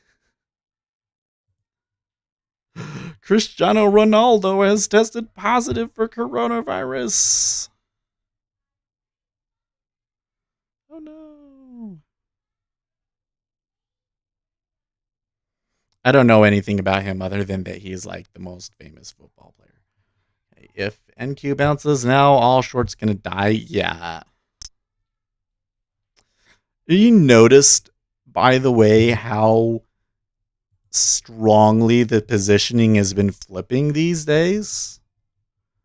They're definitely after that run below 10, and look, now they're above 10.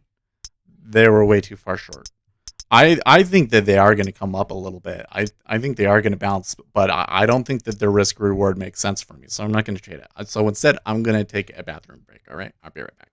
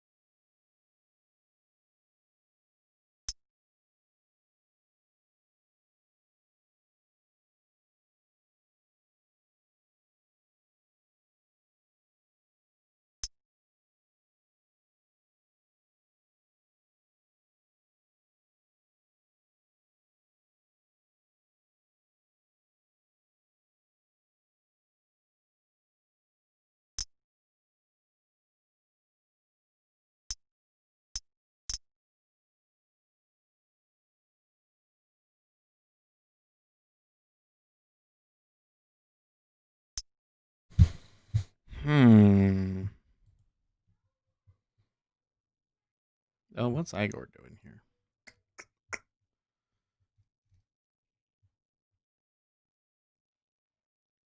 Huh, okay.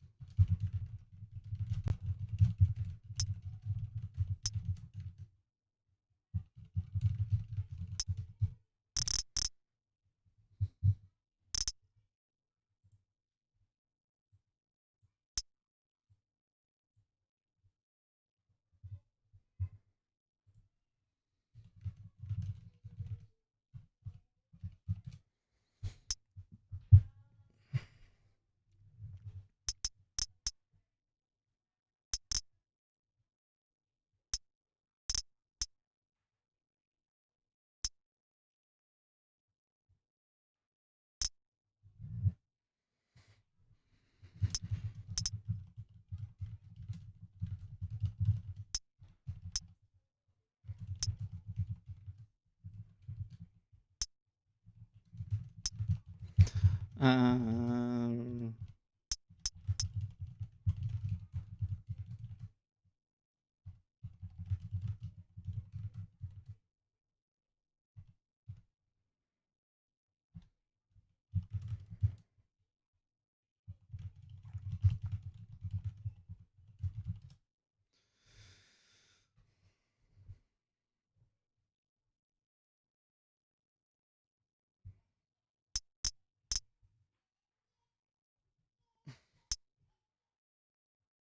okay, let's see here. I got lucky with leaving an ES on at Friday. Oh, really?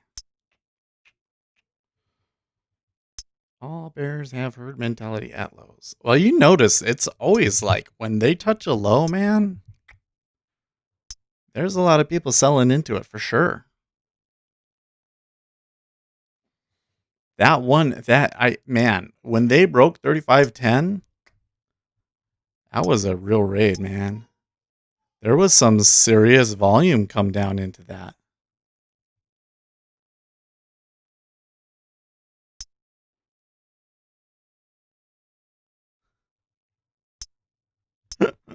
Chewy went long and he said his stop was at 25.03, and somebody said if it was anyone else, I would have known it was a typo, but with Chewy, he does. Chewy will let them go way far against it. He took a big one on the nose.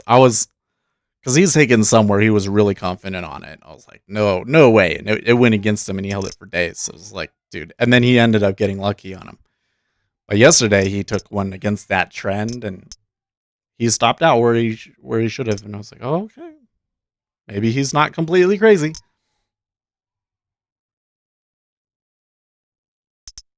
Tesla is over its opening. No. What? Tesla completely reversed on the day? That's something else.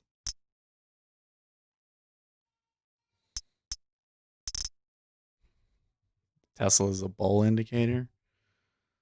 Well, kind of depends on the situation. Oh, they did move higher at the 10-year. Still going.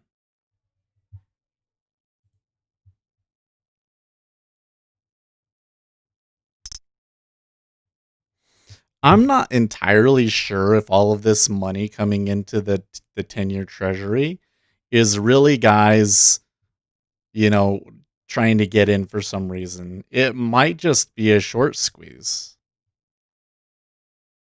The thing is there seems to be a lot of volume willing to sell into it, and then but it just gets absorbed, right? Because there was at 05, there was like a 13K.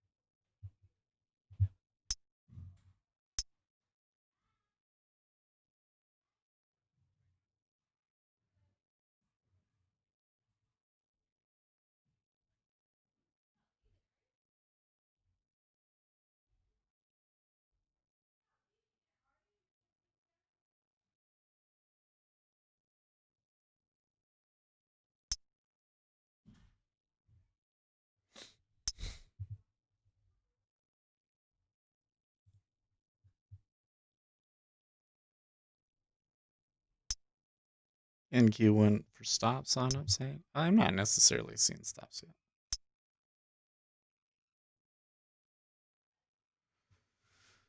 I think you'll see a lot. If they get above 17, this could reverse. I don't know. I have to say, even though it looks bearish to me, it's still been really tight. It's still been really, really tight. We are in the counter trend period too, keep in mind. So we hit the low and then we entered the counter trend period. So I think that the most likely scenario is it will come up to 35.17. There will be a little bit of position wrangling. The shorts will try and double down and then maybe we'll go for the low again. That's what I think the most likely scenario is based on the macroeconomic context. We are seeing, by the way, the dollar really took off.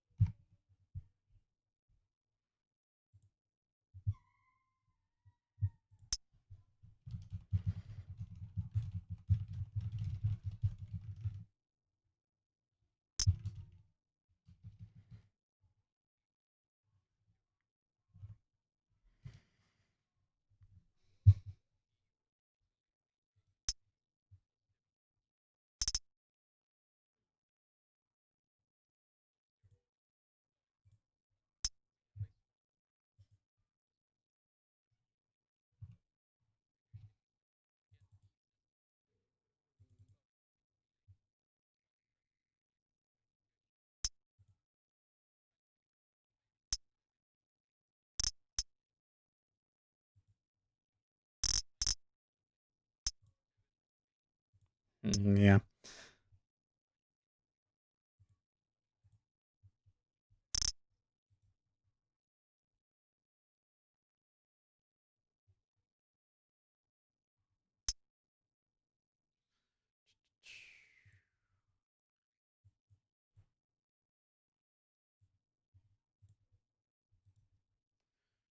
I want to add here because the Brexit seems to be a big deal at the moment. I'm going to add the British pound here. So it went down. I think that melt up in the dollar, well, not melt up, it was like a real rush up in the dollar. It's probably because of these Brexit headlines. So I see the euro going down and the British pound going down and the dollar going up. So that's got to be because of Brexit's not going well.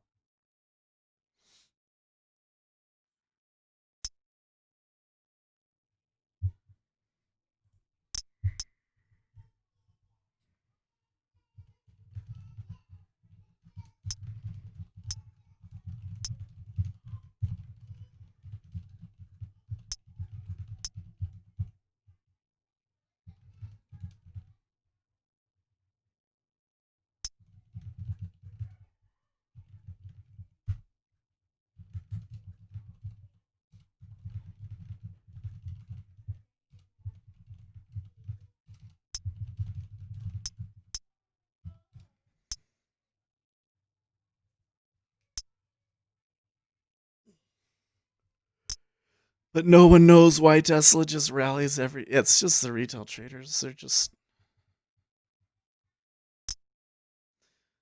There's either going to be an earnings call that really destroys them, or it'll be just an overall market downturn where they'll really take it on the nose.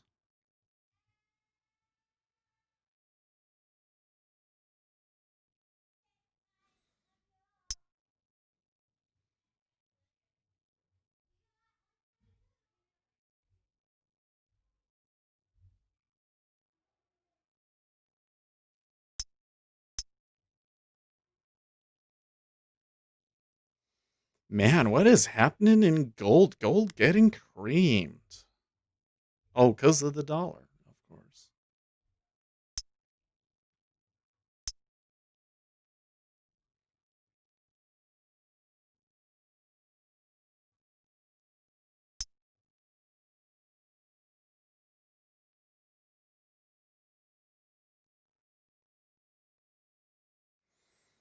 Yeah, that move in gold is brutal.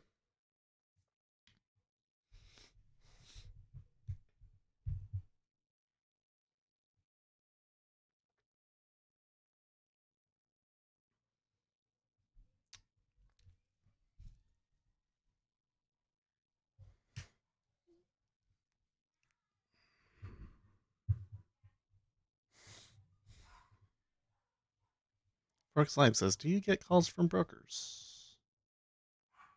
I don't get calls. I would be more than happy for my broker to call. We put them on the stream. They could talk with us. Hey, brokers, you want to come and talk to us? Hit me up.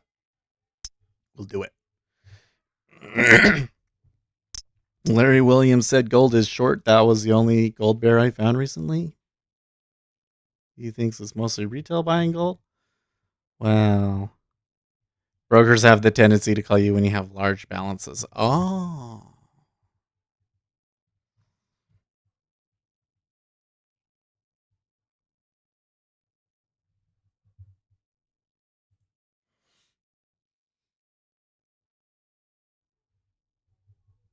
So you see here, that was a little too aggressive for me to try and take it there.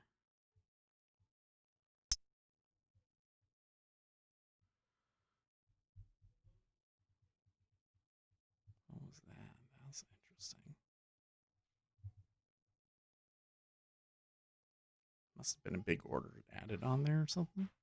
Well, I don't see anything in the Vista chart.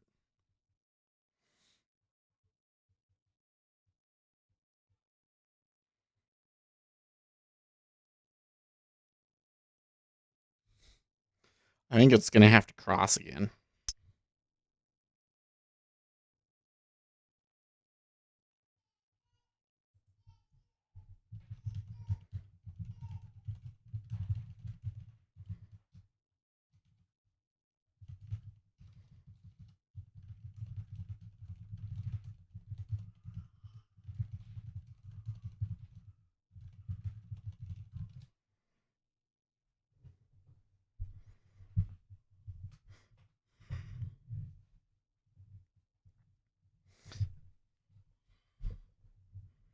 I can sit in here, right? Let's see here. Back when I had a large balance, FXCM called me like 2 times a week. Really? I guess I wasn't losing money fast enough for their liking. Wow. So what happened? Did you take it all and you took the 20K and then moved over to the futures? Wait, how did you make it? How did you make that much trading forex?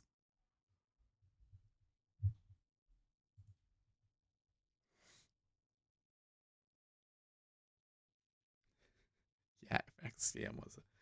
Man, it's still thinking back on it. It's still kind of crazy how many people had forex accounts and were in on them. Like honestly, okay, give me a second. I will explain it. Isn't the miracle you think it is? Well, I'm thinking that you probably got in on some sort of piece of news and made a really big a couple of really big winners. The issue I have with forex is that some people like forex because you can risk very minimal amount and then scalp it. And the reality is that because you're not getting spreads, it's almost impossible to make money providing liquidity in forex, right? I saved money for 5 years before leaving my job. Oh, okay. So that's what you started with. Wait. So how did you do with it? Because I seem to recall you saying that you did forex for a while and you decided that it was a scam and then you moved over to Treasury. McConnell says the Senate will vote on new funding for the PPP next week. Dems have suggested in the past that they would not accept this. That's not good. Well, I may just have to take it from the... okay.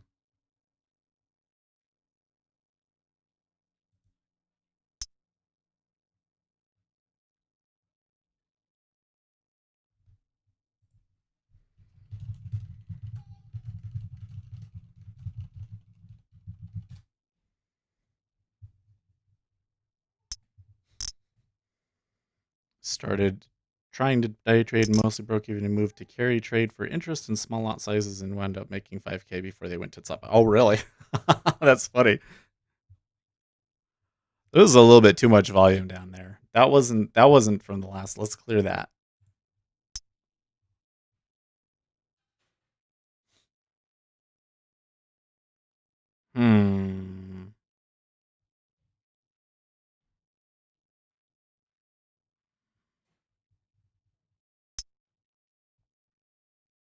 So this news that McConnell is going to vote on the PPP next week is not good. That means that the deal is now working and they're trying for backup plans, and that's a backup plan that the Democrats have already said they would vote down. And you spent it all on home remodeling. Ah, good job, dude. Good job. That was a good story. Good story. I think this weekend I'm gonna make a video about the worst mistakes, and we can tell all of the stories about the dumb things that I've done. That'll be a good video.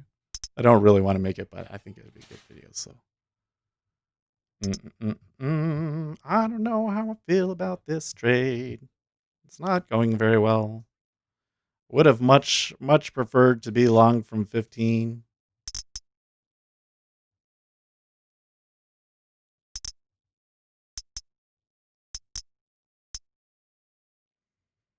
And the Treasury is just kind of there.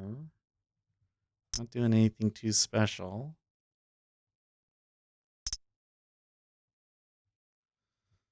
Yeah. Interesting.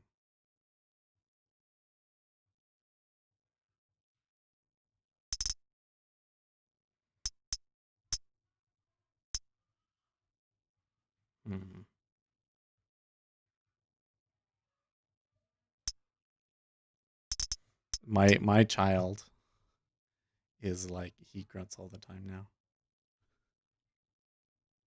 He's a boy. What can I say?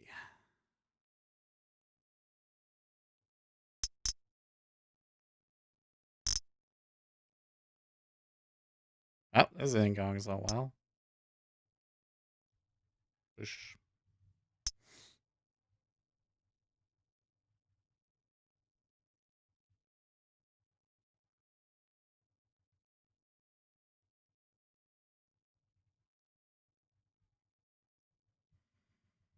I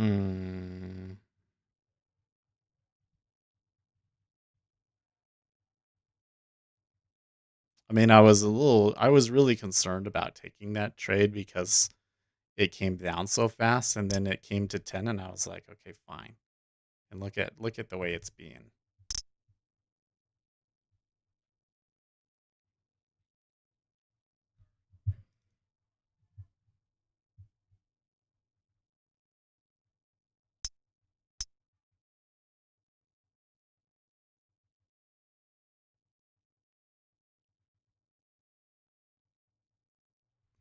This one, if we go down, I want that.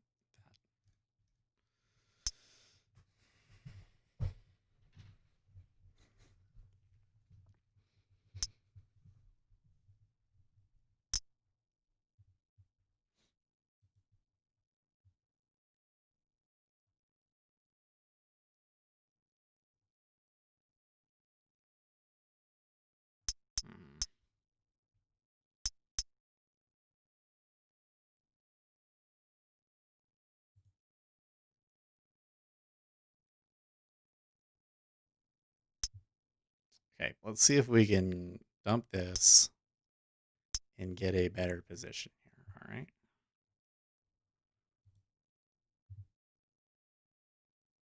Okay.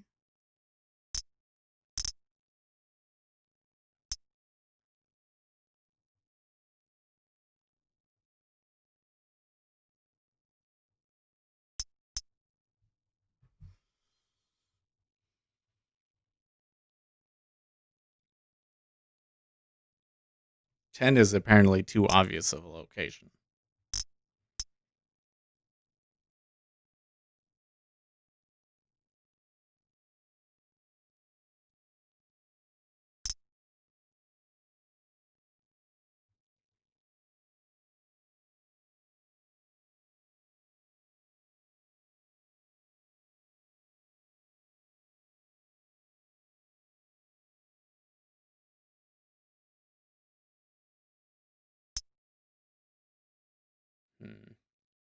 You can see there's somebody long there from 10.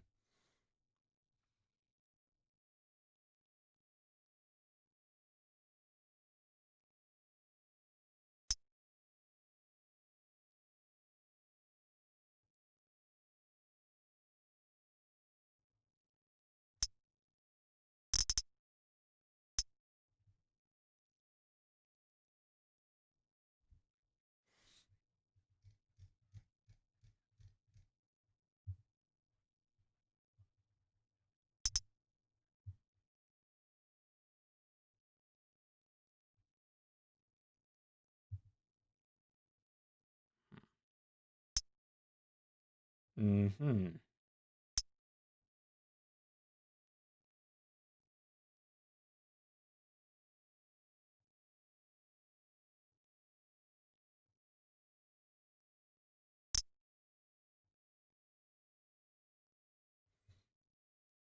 They're being really fickle here. You see this, my thing over here, how quickly they're going back and forth? This is a little unusual.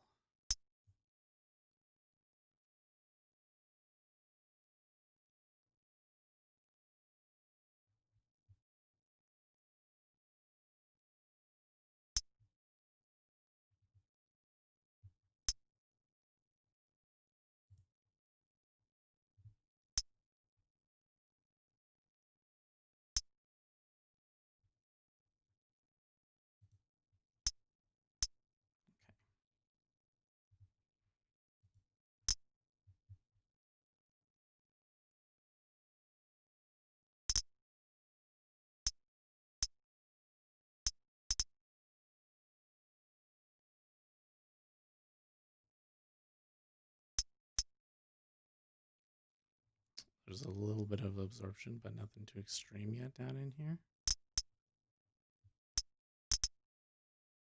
It's clicking around a lot. Treasuries haven't ticked up again at 06.5 yet.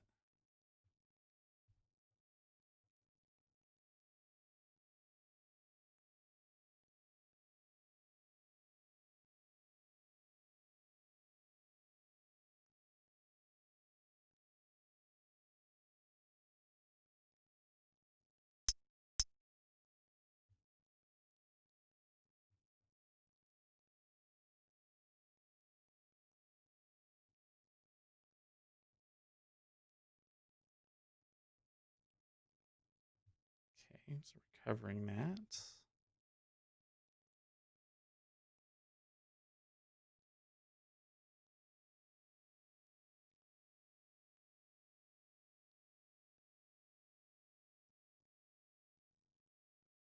Interesting. So the overall delta does look long, but like when it comes down, it slips.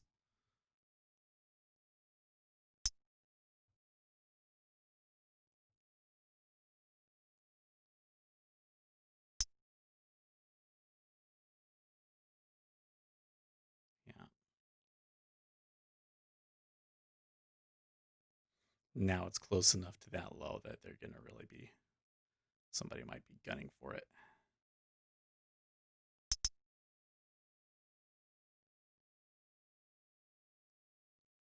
Jeff, well, new to this room, welcome. How long are you live each day? So I usually trade like the first 3 hours. Oh, come on, let's go. Sorry, I haven't really been paying attention over here. Let me turn you guys on auto rate. Vlad, don't post your like little extra price updates here for a second. So while we're focused, because I do want to talk to Jeff if he's got questions. Yeah, so I usually trade until about 11:30 Vlad Stolyarov Eastern time. says yeah. Yeah, you good. See, we got an understanding. Okay. So I liked that, but they didn't go low enough.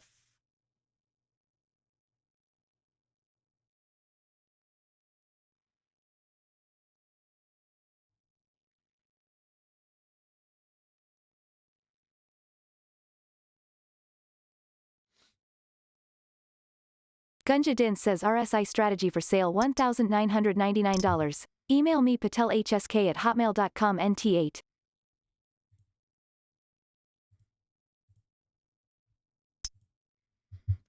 Bye to him.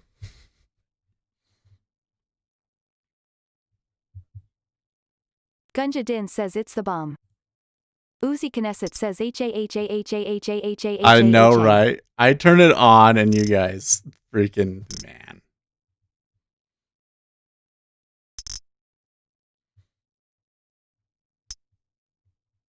Hotmail. I know, right? Hey, great strategy. I'm using Hotmail. Okay. Domains, registering a domain's like $20, dude. Pro tip. An RSI strategy for $2,000, right? I don't know. I've seen worse. Okay, they drifting back down there again. You want to do it this time? Oh, he's being kind of like, I don't know if I'm actually gonna do it, guys. I'm not gonna do it. I'm just thinking about it.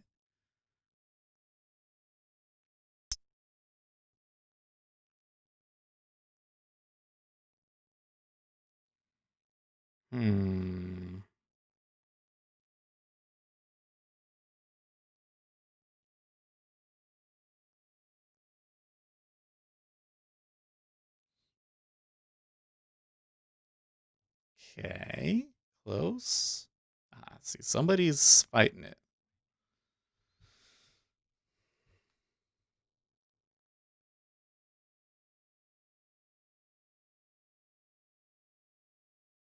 See that? Somebody's like, no, I think I'm going to bury you. Aha!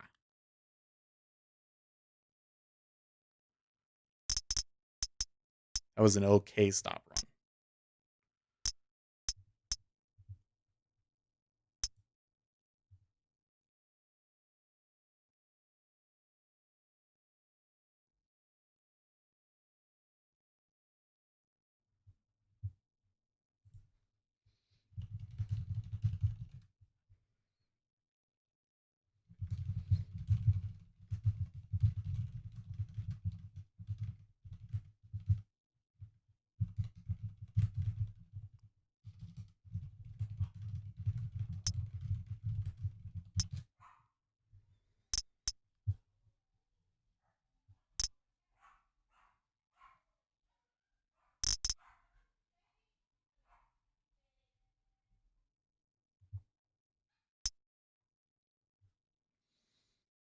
Okay. So back to this 850 area, he's fighting again.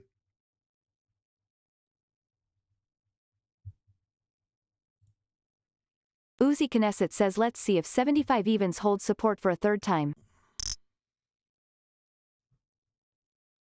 Talking about in the 10-year? Oh my gosh, I just scratched something off my neck. It hurt. I mean, that's a pretty reliable reversal pattern that we just had there. Not that reversal patterns are ever reliable, but that's one that definitely a lot of people are going to watch.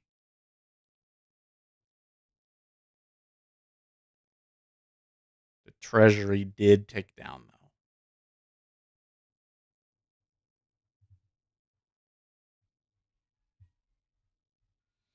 The euro continues to look weak.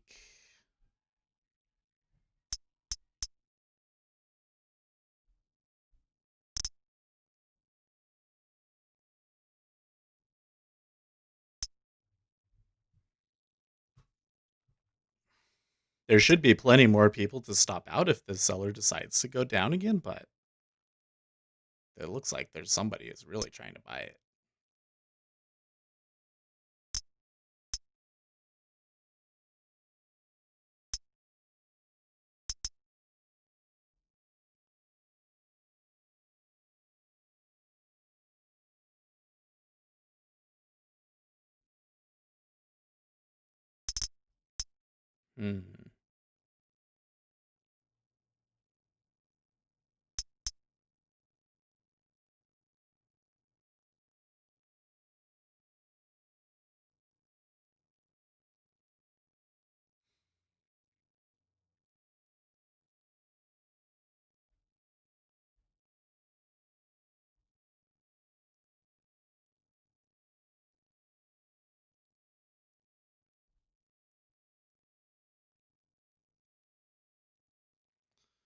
Probably probing 31 for stops. Oh, the 30-year.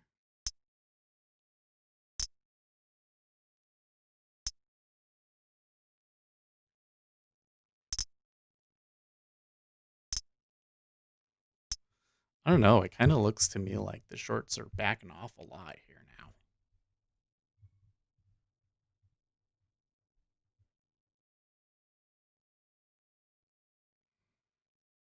Okay. Good slide there and back to this guy. So remember, this guy was around at 35.0825.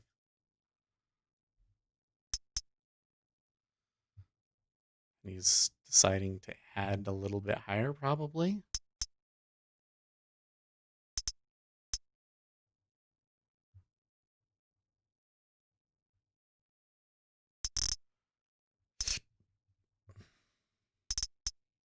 And you're just doing something there at 05.5. Why are they stacking and adding so far away? That's really bizarre.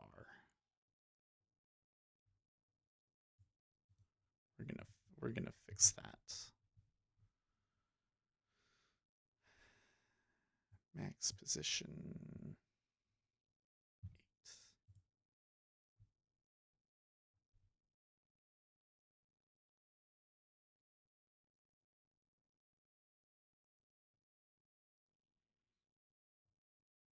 8. There's this robot adding and stacking and adding all the way at 138.25, which is like all the way down here, right? And I'm like, why? It's annoying. So I'm gonna filter them out today.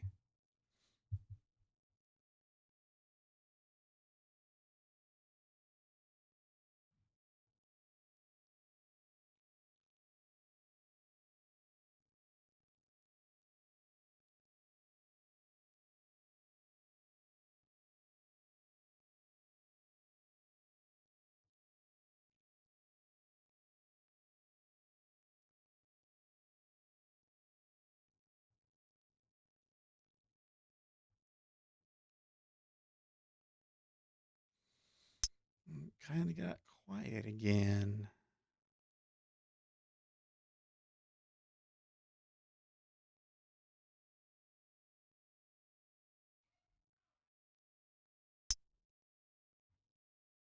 Okay.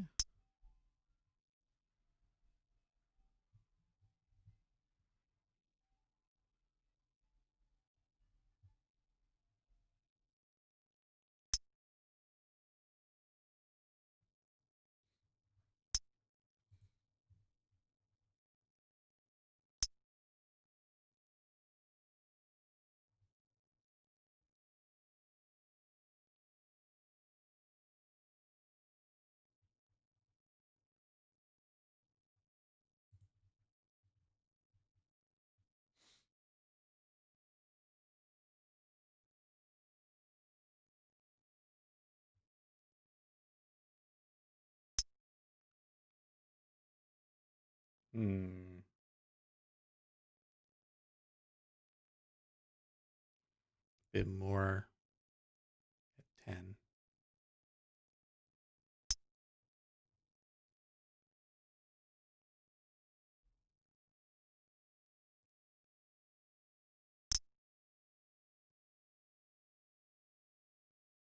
Let's wait for this guy to leave us alone.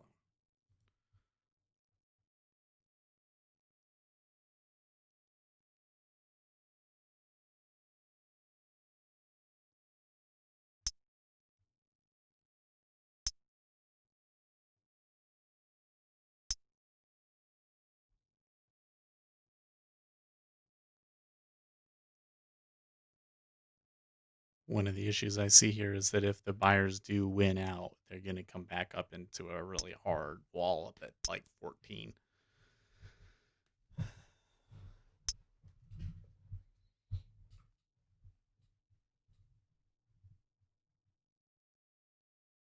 But you can see he's trying really hard. Like there's a lot of contracts trading there.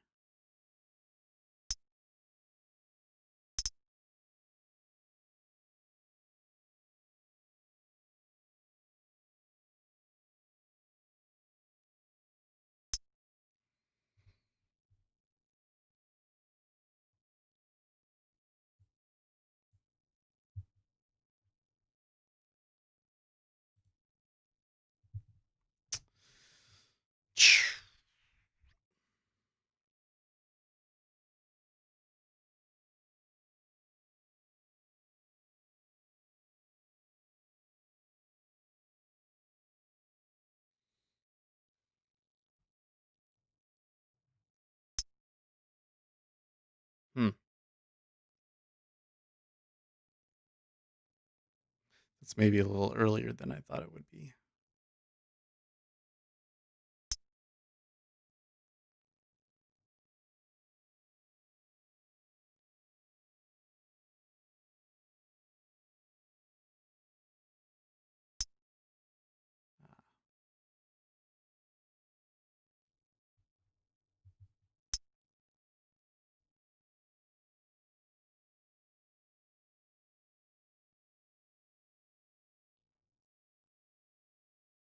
Hmm. Hmm. Okay, so they hit into him again down there.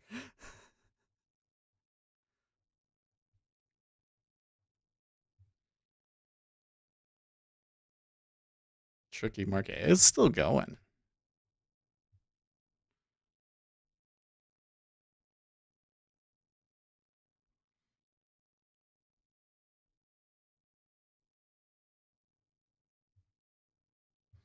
No, there's somebody up passively buying it here. You can see on the tape when they hit into him because he pushes back. Like absorb a couple of them and then a couple of market orders hit him in. You see? He's trying really hard to create chart pattern long. So now they're into the middle zone.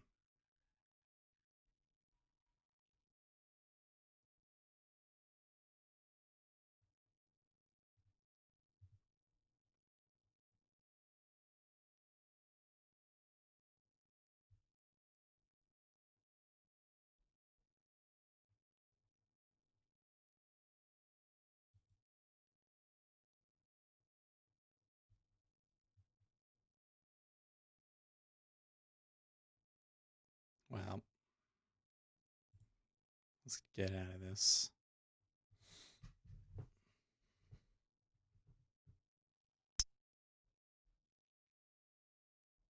Thought so. It's always like the rush right into the stop too, which is kind of weird.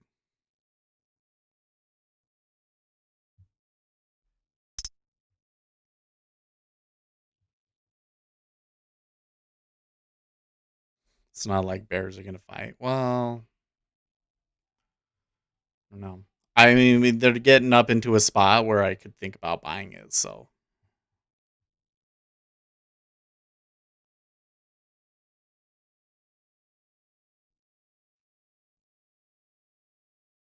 we do have to consider that even though it looked pretty dire on the sell side and everything, that the downside has been very constrained.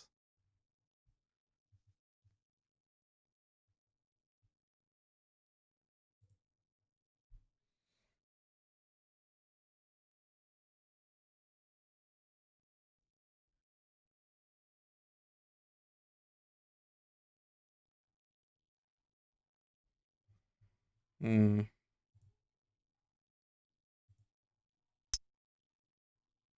Oh, oops. Good job, Uzi. Anyways, yeah, I didn't. Well, let's see. Let's see what they do. They might just like completely decide to careen back down there for all I know. They did touch the buy side though, like yeah. Just don't say anything. Just like don't even acknowledge it. Mm, mm, mm,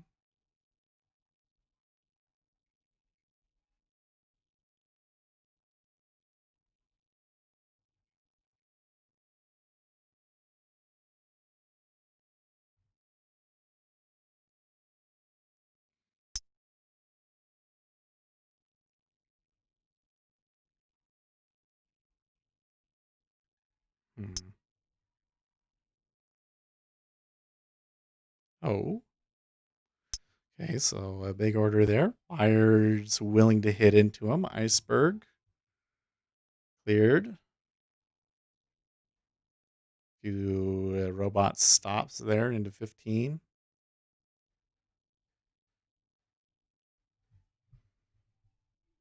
I'm willing to add there.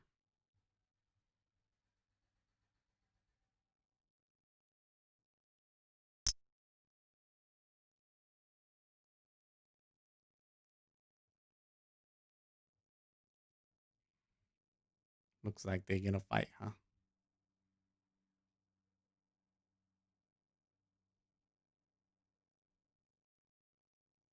Another iceberg. Cleared, held, pick up.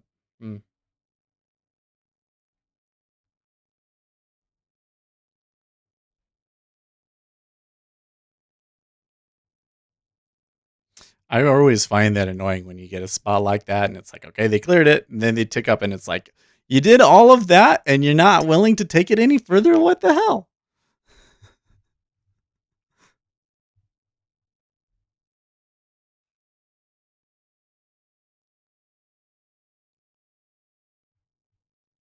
Say, let's shut off the power grid to the robots. I wish. I don't think that would help. I think they all have backup. I think they all have power backups.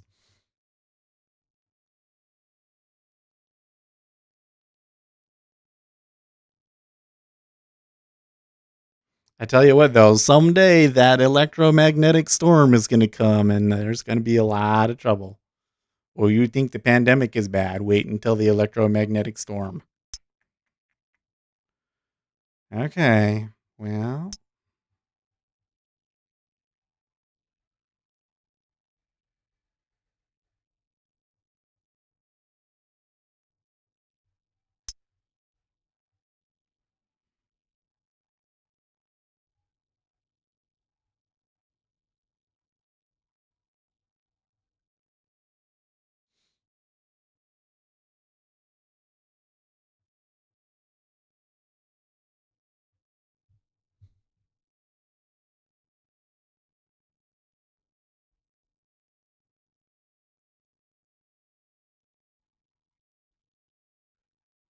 This is a little bit too slow.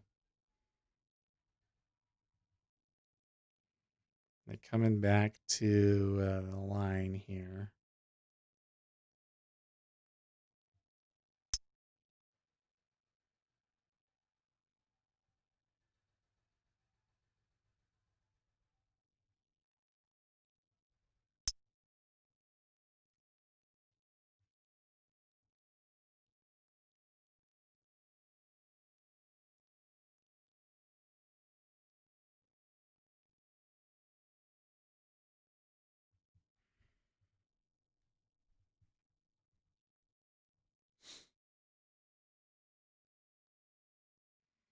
There's a decent amount of volume trading back and forth there in the micro. Or sorry, in the main E-mini. The micro, it's pretty small, but in the E-mini, 500, 600 there. About on average 200 to make it move up a price at least.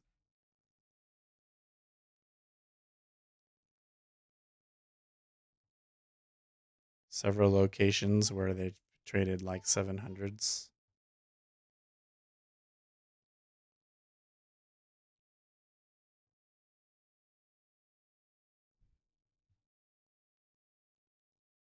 Wait until Godzilla, then we're really boned. Electromagnetic pulse wave. No, it'd just be like a sun flare.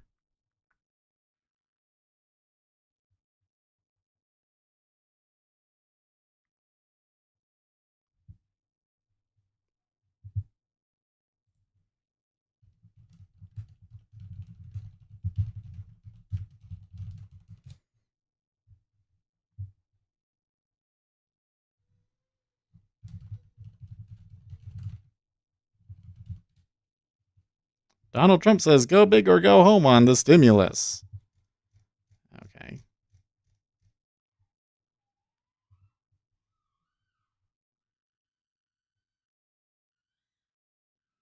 They seem unmoved.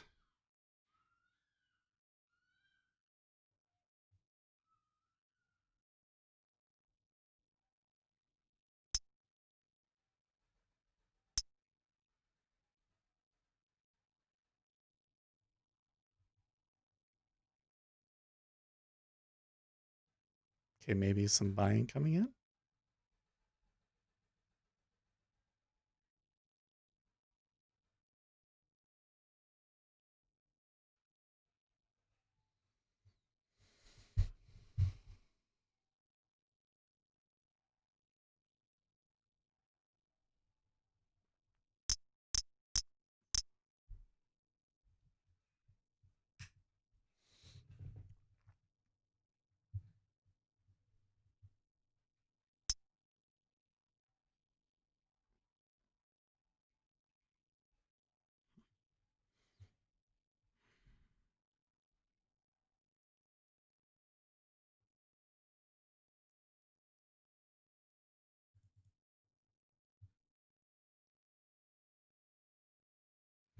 So don't like that.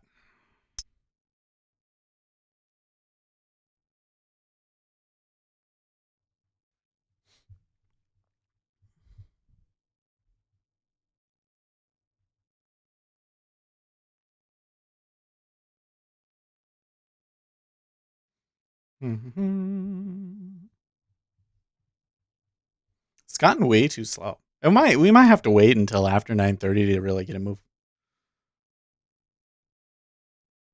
What do you think? Oh, we had good winter, and I think we came out even off of all of that, though. Oh no, that last one was a down. It's okay.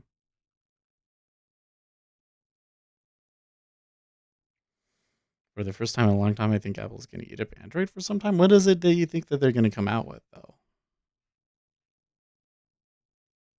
Because the skeptics are saying um that they're just doing this because everybody was so disappointed with the watch. One half bear's dead since yesterday.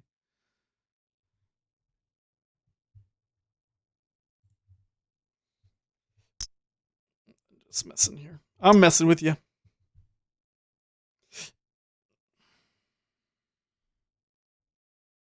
5G not a big factor for me. Yeah, I don't know. I mean, we'll see what they come up with. I'm to me, it's like, really, what are they going to put in a phone now that's going to be that big of a deal? Because my phone is already better than I need, and that's a 2-year-old phone.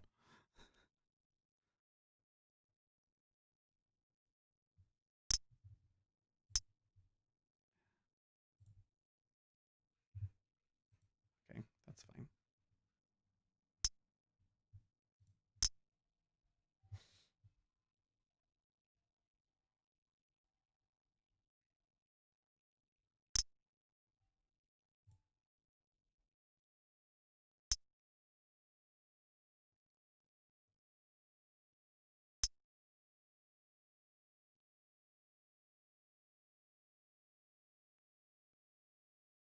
$23.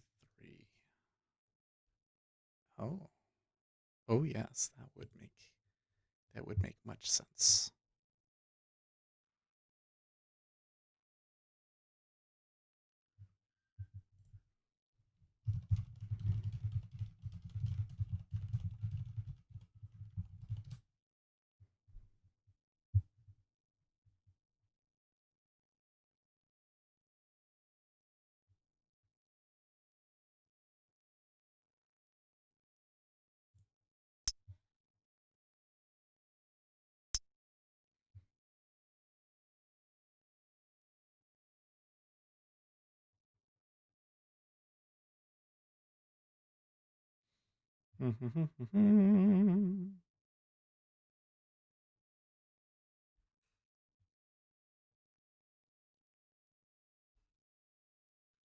It's a real brawl out there today, either way, isn't it? They've been doing this in these tight ranges a lot. I guess that's kind of more typical E-mini action, though, isn't it? That's what it used to be like. Before all the pandemic volatility came along and all of the liquidity disappeared.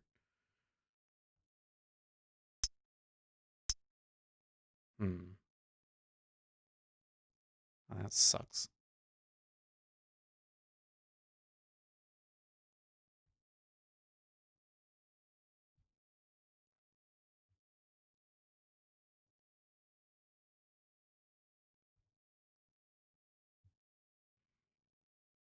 Both sides iceberging, huh? Doesn't look like an exchange side iceberg, though. It looks like synthetic icebergs.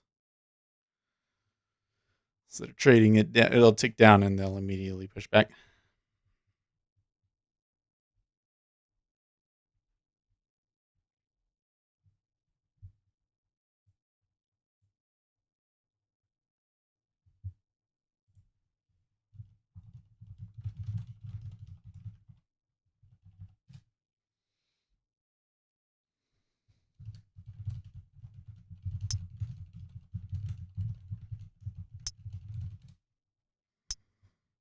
Okay.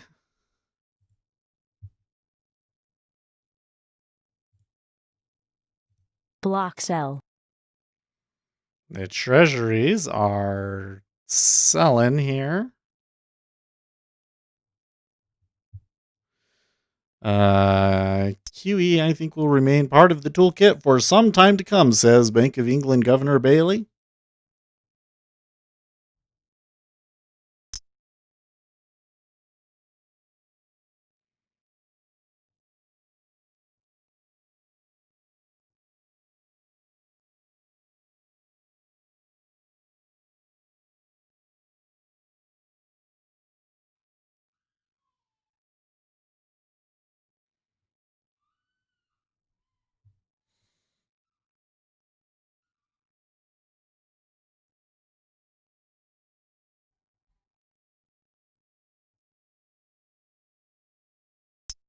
Okay.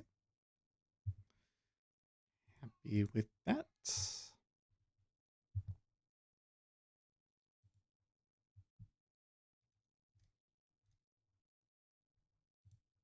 I'm going to remove that. If it comes short, I will manage it by hand.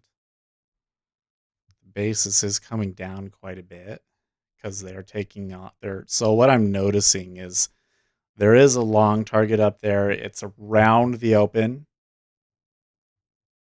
It's actually a little bit below the open now. It's coming down because it's taking so many long contracts to dig them out here.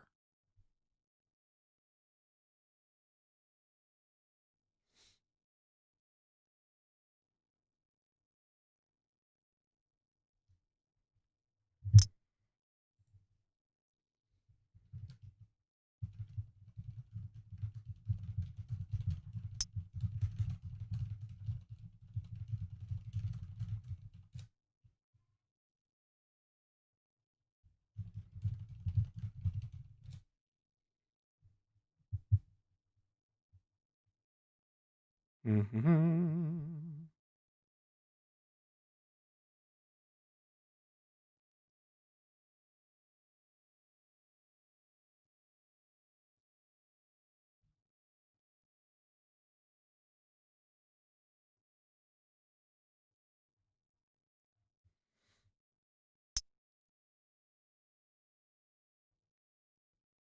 If we carry on with QE as we did earlier this year, it does pose questions about the Bank of England's balance sheet. Why am I not hearing these from Financial Juice right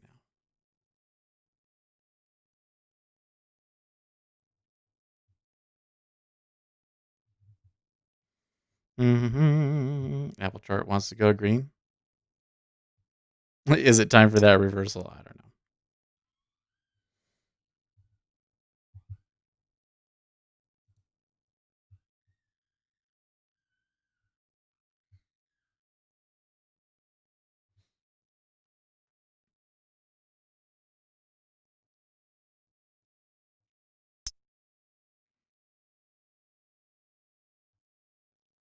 Does kind of look like sellers are getting, or buyers are getting tired.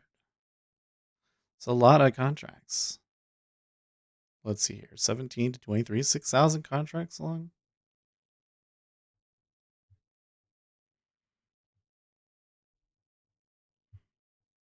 There's a big order at 15.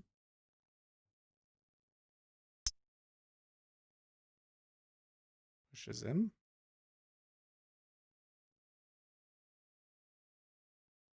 It might have been someone capitulating.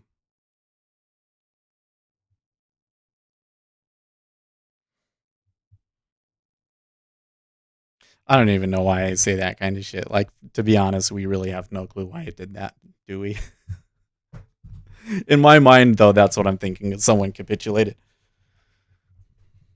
Little sweep, a couple moves up after them backing off from a location. That's like, okay, it's not happening.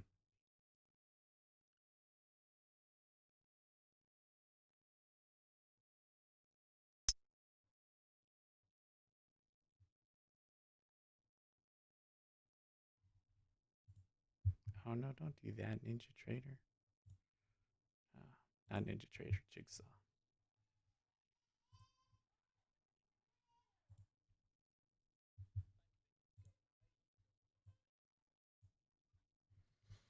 Bank of England's Governor Bailey says we are not out of firepower at all. Game on, buy all the things.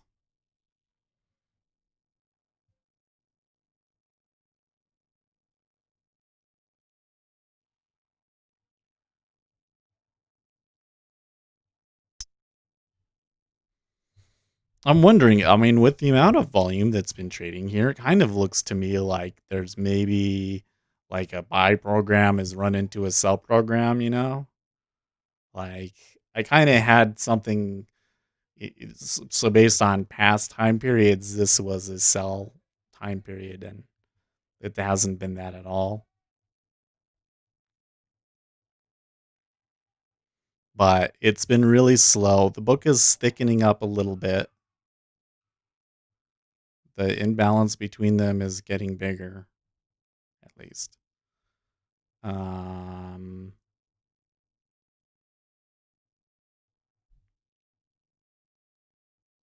There has been some big orders. So there was a big order at 35.15, and when they ran away from him, he canceled it.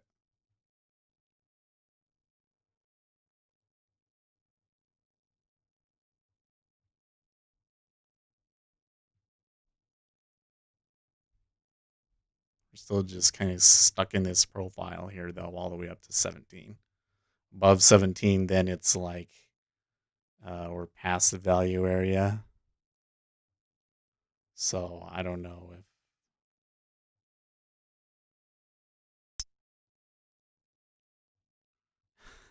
who did that. Dave, you made that fast.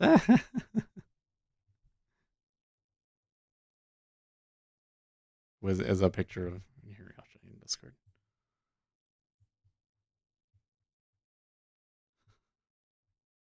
Finally, some good analysis. Yeah. Don't know what's going to happen. You think NQ is trying to get something going? Well, the NQ has been strong throughout pretty much the whole session, really. At least since the whole open. You know, this does kind of starting to look a little bit like that, you know, really smooth up move. It's a little bit more turny than it's been, but it could still be. I mean, we haven't seen a real turn down yet. We'll see which one runs out, you know, finishes their program first.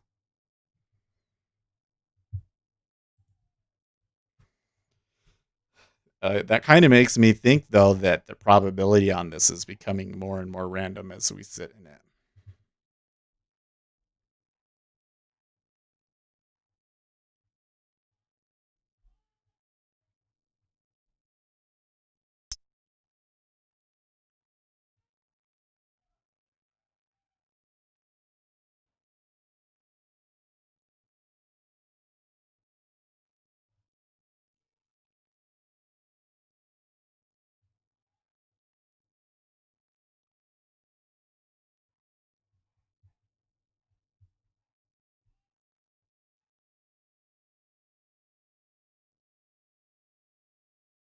Man, what is I can hear my baby in the other room, and I can't tell if he's like, I don't know, he's crying, but I don't know, maybe mom's tickling him or something because he goes,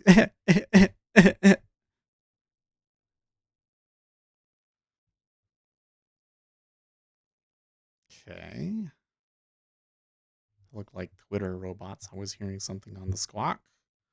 We are in a world where zero interest rates are near zero for a long time. We are going to be using QE going forward, says Bank of England Governor Bailey. Desperate Illinois to borrow from Fed's lender of last resort facility a second time. Oh, there's a push higher. Now it's really starting to look like it, isn't it? In it.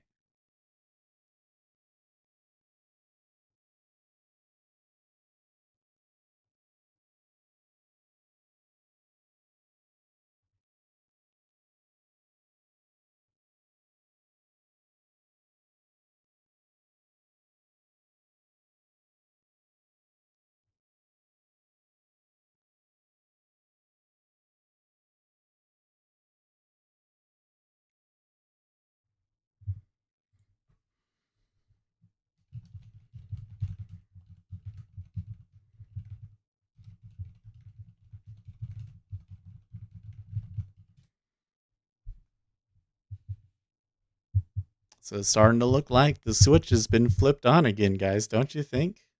Billy says higher, high finally, yeah. It was a pretty strong candle coming out of it, too. And we're not on the 5-minute chart. We're not even halfway through that bar. So it could get even better. Militia member planned to pose as a pizza worker to kill Governor Whitmore. Says the feds. It's funny that it was going to be pizza, huh?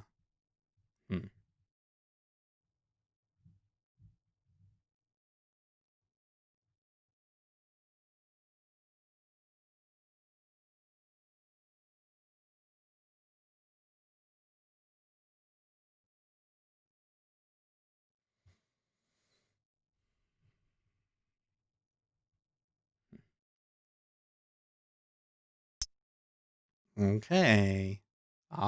So some iceberg there at 35.1875. And they ate through him real fast.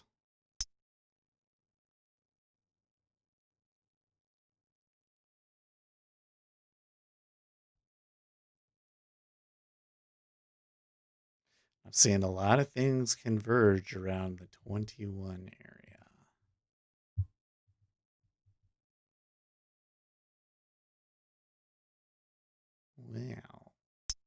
Well.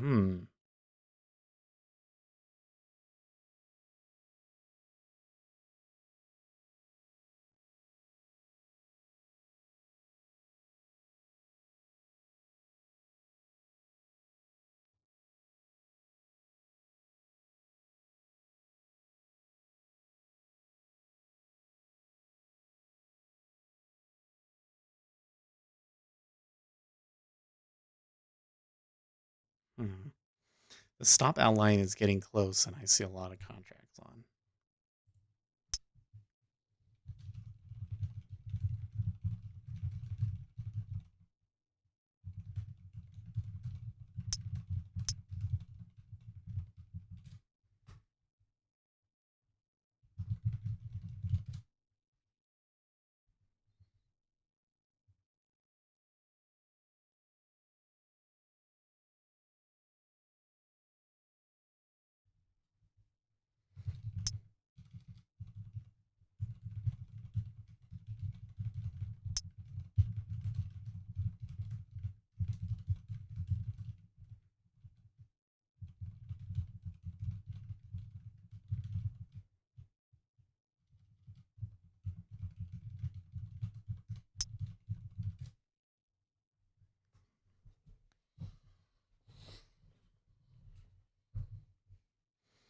How's the dollar doing? The dollar hasn't done anything. The treasuries did come back there quite heavily. 30 years in a spot where you could maybe buy it. The other two aren't. Possible pivot there.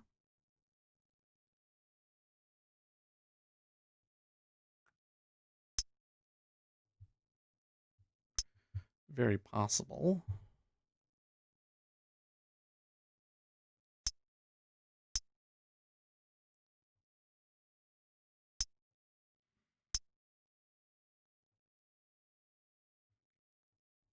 Bailey says we are not financing the government on the cheap.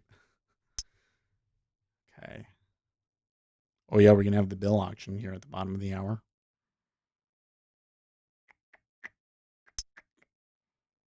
They got two sets of bill auctions today. We got the 3 months, the 6 month, and then 119 day. What? 119 day bills. What?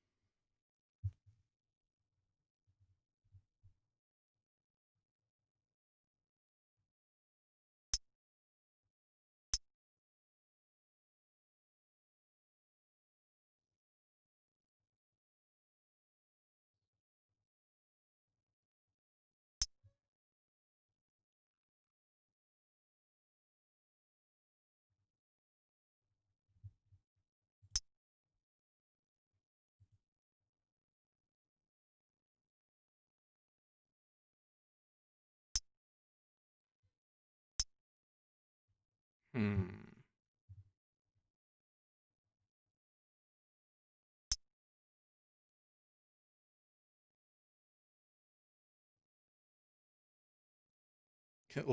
don't have to get it perfect, but it looks cooler on Twitter if you do, though. The guys in Discord. It's kind of have a slightly newer group of guys in Discord, and they're a funnier bunch this time around.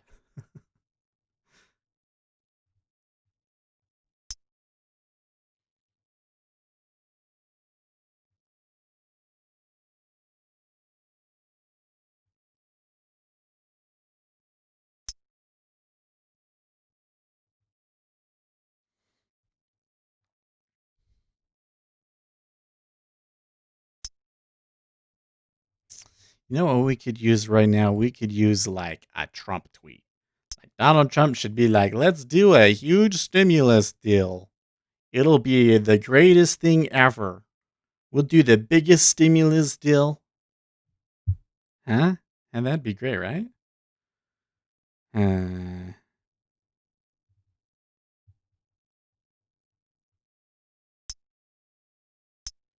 Book's still kind of showing some stress here.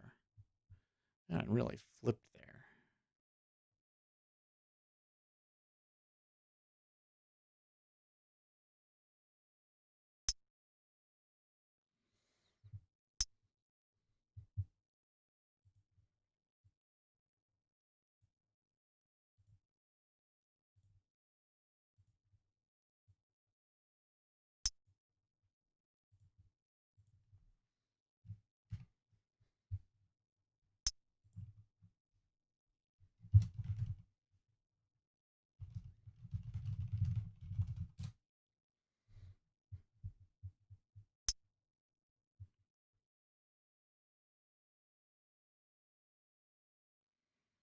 Oh, there's a big order at 11.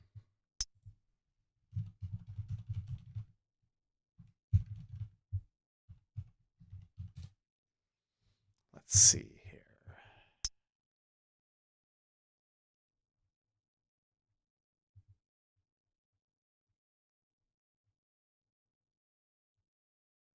Don't see it as one order.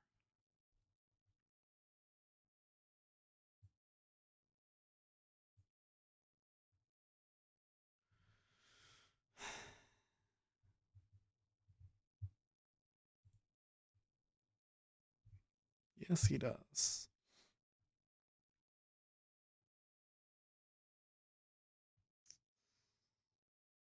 Oh, it's 9:30. Well, we made a tiny little profit.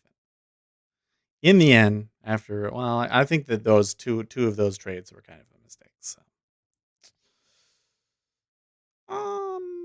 I think though this still looks like a good long. I don't know, but if they decide to go short again, it get ugly on the downside. Kind of a thing where I think if they break regular session highs on either side, I think that you'll probably get quite a bit of zaniness. Yeah. But it's time for me to get out of this somewhere, and we will see you guys tomorrow. So it was an okay day. What should we say? Choppy trade as earnings season starts.